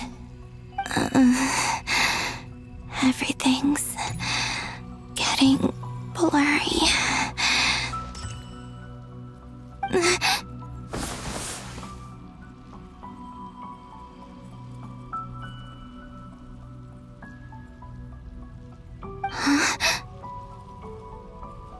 Are you all right, little sister? Have you come from the distant future?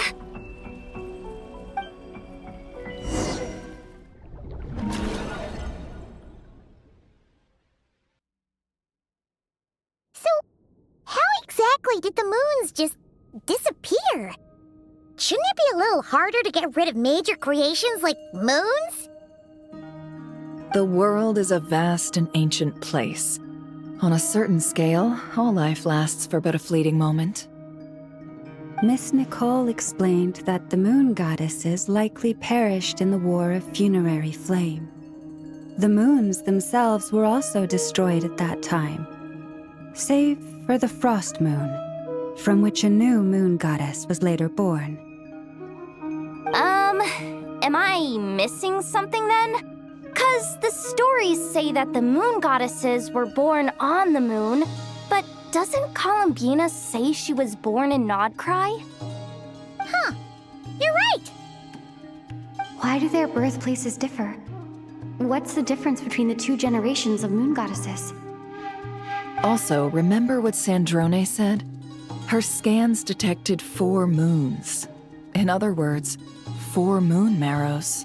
Technically, the result of the scan means that 4 moon marrows were detected and positively identified as moons in that moment.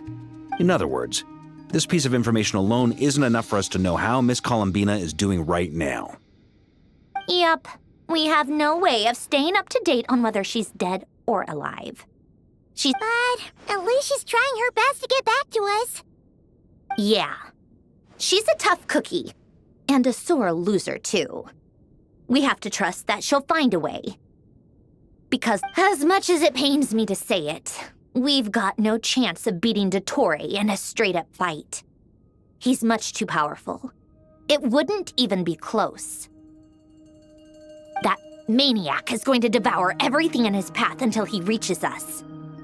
We need to find someone or something that can stop him before he does anything worse.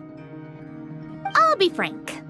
Our only hope of defeating this false god is with a real moon goddess on our side.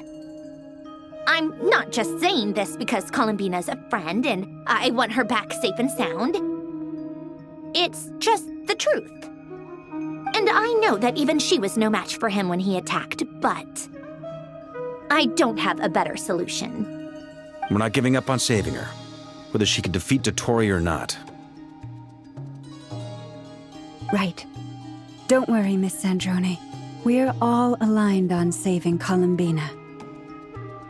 No one's trying to argue that we can only justify saving our friend because it will help save the world. This is about multitasking. We want to save both. So, she's more than just a moon goddess to you guys? Absolutely. Duh! She's part of the gang! And you are too, you know. Yes, I know. You don't need to labor the point. I knew that the moment I came running over with my documents that I was part of the in-group. I mean, if Arlecchino can fit in, I certainly can. Anyway, as for how we get Columbina back, I've been working on it constantly. But I think I'm still lacking certain information about the moon. I'd probably get there if I could continue my calculations, but the problem is, I've run out of computing power. Computing power? You mean you need more energy? No, the issue isn't energy, it's processing power. There's so much data to get through that the whole process has just ground to a halt. That's a tricky problem. René de Petrichor of the Nazissenkreuz Ordo once foretold the fate of the world. But I don't know how he did it. My guess is that he used the primordial sea's power. However, that won't work for me. His methodology was vastly different from my own. What's worse, they're incompatible. And to top it all off, we can't even leave Krai. Ugh, this is so annoying. If I'd known we'd run into a bottleneck like this. Well, no, the design bureau's a bust as well. Curse that Dottore! Couldn't have made this harder for me if he tried. Oh, what do we do then? How about we grab a bite to eat and take a break? Maybe something will come to mind after you've cleared your head. You don't get it, do you? I'm trying to calculate the fate of an entire world here. And I need accurate results, not big prophecies. Where the heck am I gonna find find the computing power for that. Ahem. Anyway, time to shelve the discussion on technical difficulties. Being a killjoy isn't very ladylike, after all. Either way, we've done what we can. Rest well, everyone. Remember to let us know if anything new comes up. Hat guy? Is he hinting that we should talk outside? Let's go somewhere a little more private.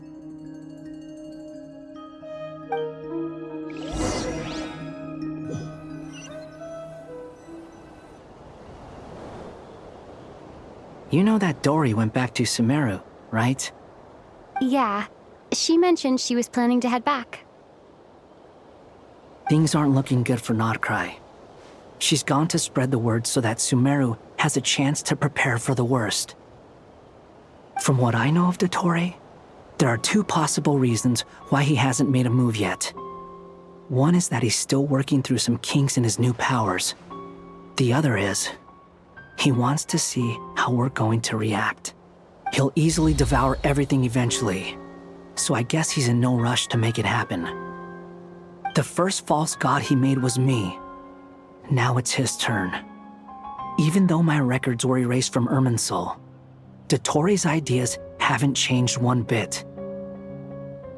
He once told me that becoming a god was like turning yourself into a hungry wolf or giant serpent to devour the moon. Clearly, he began studying the moon goddess's powers long before he even tried making a god. He's always wanted to get his greedy hands on divine authority one way or another. And in the end, he devoured the moon where I failed. In the desert of Sumeru, there is a chessboard built by King Deshret, also known as Al-Ahmar. I don't know if it was a real game, or if he was just trying to challenge his servants and citizens in some way. But creating games and setting rules, gods do that as a matter of course. That's the kind of power Dottore craves. Now he has the Trilunar Authority. His power is leagues beyond the common people. I don't think there's any point in other nations rushing to the front line. They're better off focusing on defense and hoping they can fend off any threats that spill out from Krai. Either way, Dory will inform Lesser Lord Kusanali, and she will contact the other gods in turn. The Seven will have some recourse available. If nothing else, their protection should keep the rest of the world from descending into chaos as quickly as Krai has. So on the bright side, even if Krai is doomed, your friends in other nations won't be in any immediate peril. That's good to know. But I'm not ready to give up on Krai yet. There's a word for people who refuse to let anything go. It's called being greedy. Maybe it sounds greedy to you, and probably naive too. But whatever you call it, that's what gives me the determination to keep fighting. Battles are fleeting, but the will to fight is a long-term commitment. Give up for even a moment, and your resolve will shatter. Why do you always feel the need to do the right thing? No one is born to be a savior. I mean, who's gonna criticize you if you fail or give up? Don't take this the wrong way, but Dottore said something similar to me. I guess... Not necessarily. It's less about belief for me. I just want to know how determined you really are. After all, I don't owe anything to anyone else here. Only you. You look kinda worried.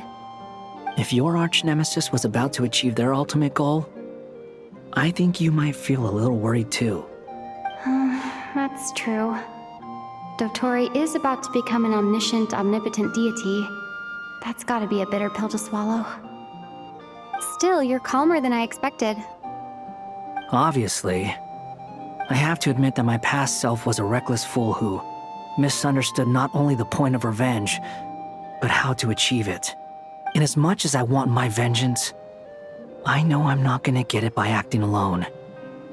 If the world's taught me anything, it's to think before I act. Too bad it never taught me any other virtues, though. So, I am going to destroy Dottore, no matter what it takes. So, what's your plan? I'll get to that.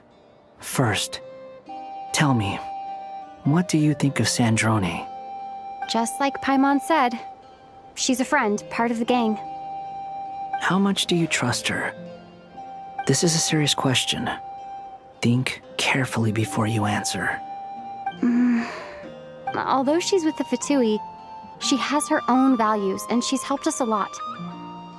If nothing else, she's clearly going the extra mile for Columbina. I see no reason not to trust her. If you say so. In that case, the three of us need to talk. I have some thoughts about her computing problem. It can be solved, but it will come with a cost. How much? If I can afford it, I'll cover it. Sometimes your heroism really backs me into a corner. You know that? Come on, let's go talk to her.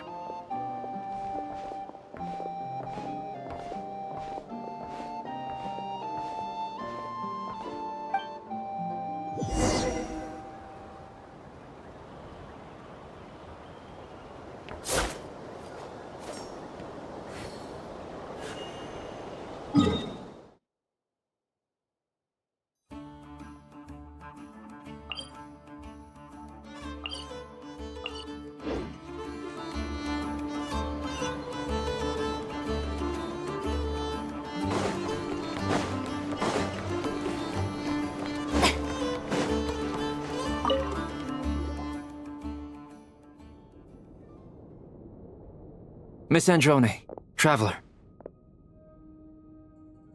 Hey there.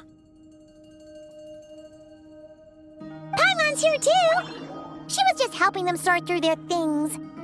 How did your chat go? That was fast. The call only just ended. Well, you said it was urgent, so we got here as quickly as we could. Albedo, I have some alchemy questions for you. I see.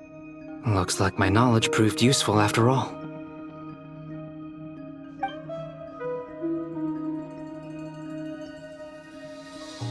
If I might ask, what is the end goal for the modified formula you'll be using?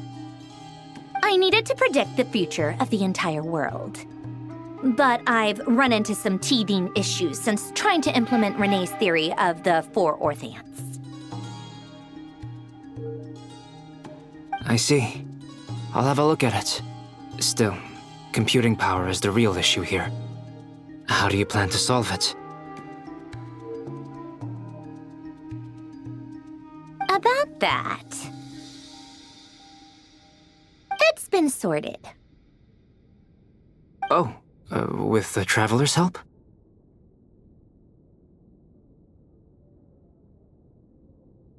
Actually, you're not wrong. She found the person with the solution. Was it Hat Guy? Yeah, it was him. Wow! Go Hat Guy! Seems like all that time studying at the Academia is paying off big time. But where is he? Wasn't he the one who asked Albedo and I to come here? Come with me.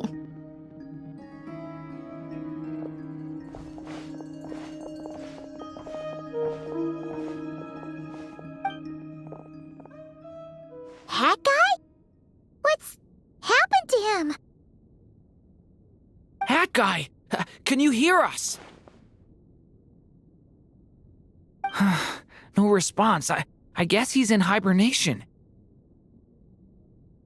Hat Guy mentioned that he was a puppet. It seems that his functions are currently shut down. I presume this has something to do with the solution to your computing problem. That's right. He and the Traveler came to see me. Wait, what? You have a solution? Would you calm down? Why do you always react so hysterically to everything?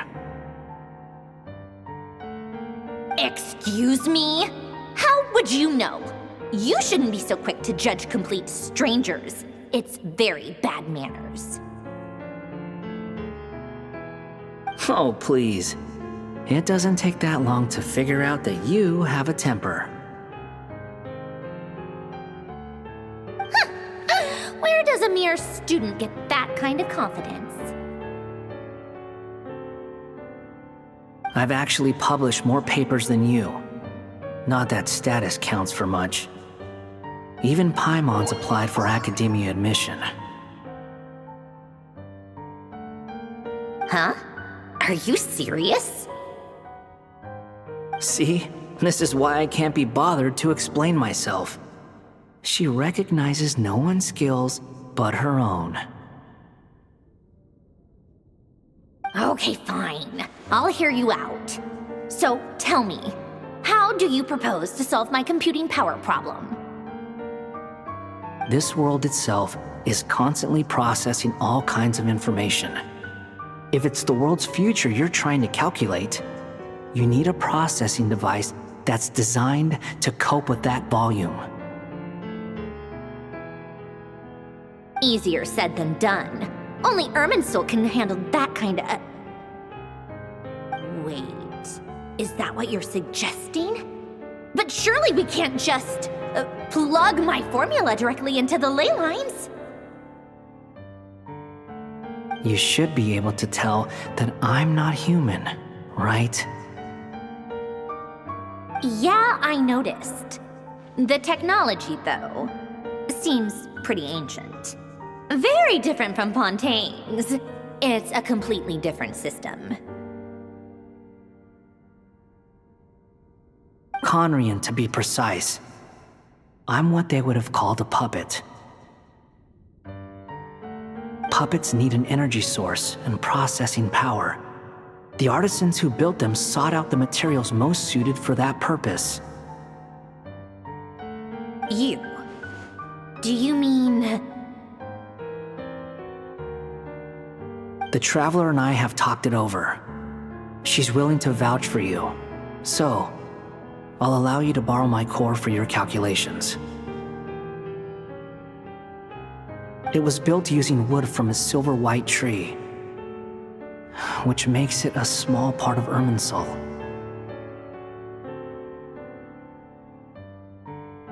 Conrian technology and Irminsul wood. Who in the world could have built you? Are you sure about this?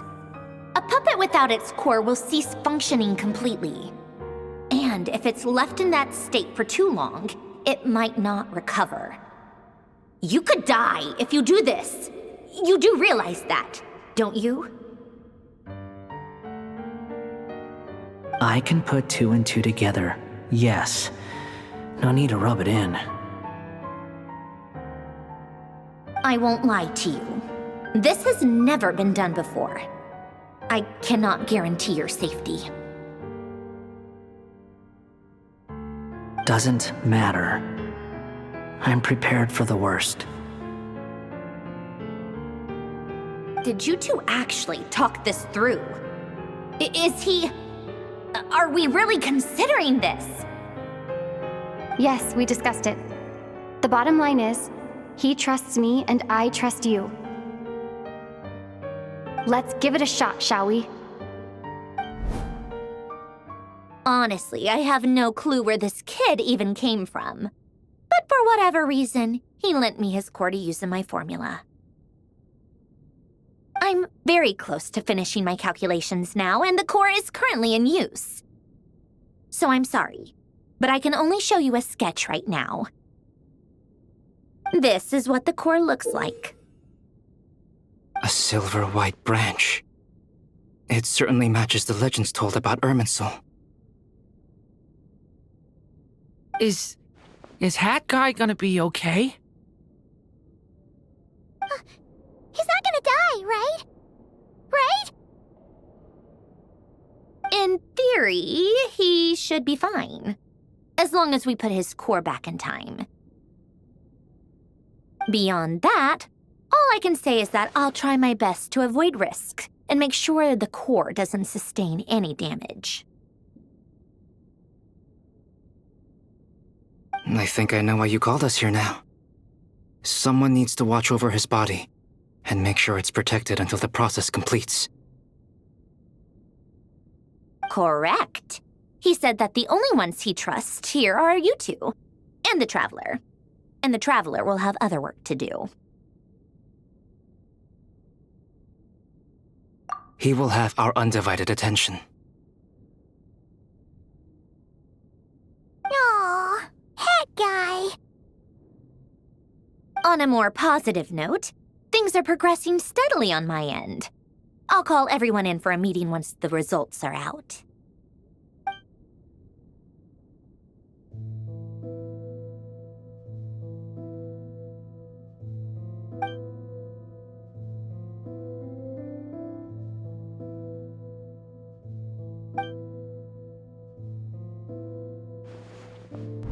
The worst-case scenario with the core removal is either a system reset or a total loss of function.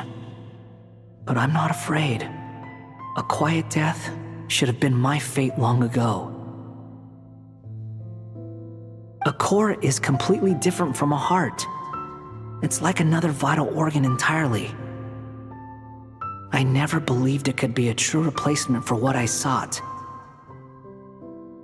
But in the end, it turns out the core was more useful to me. Pretty funny when you think about it. It's like the punchline of my entire life. Do you think there's any difference between a puppet and a human? If not, then this would just be another samsara. I have already experienced both a past life and a next life. Part of me wonders whether I'm only capable of making this decision because I've become a real human. What's with that expression? Isn't this a good thing? Sanjuni will succeed, won't she? She has to. She will. We all have to persevere until this is over. That's right. And I'll protect you all until the moment of victory arrives.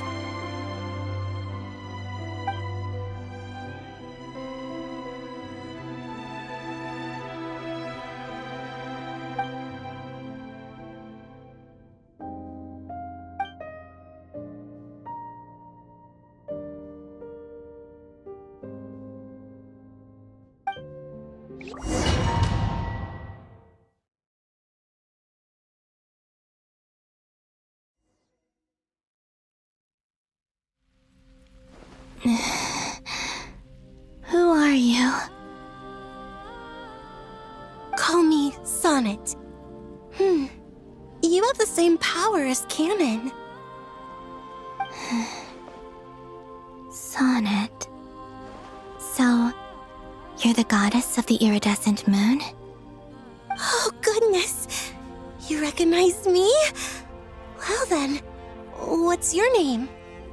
Columbina. Columbina Hyposelenia. Hyposelenia? What a lovely name. Did you choose it yourself? It was a joint effort between me and my friends. Friends? You mean your friends in the heavens? Huh? Oh, sorry.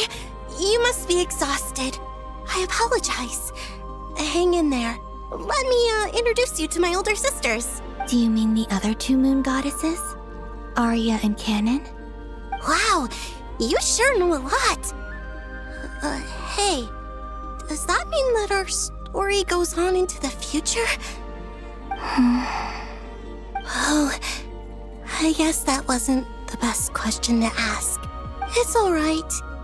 We were prepared for that possibility. You could say we were too prepared. I can't even remember how long my sisters and I have been here by this point.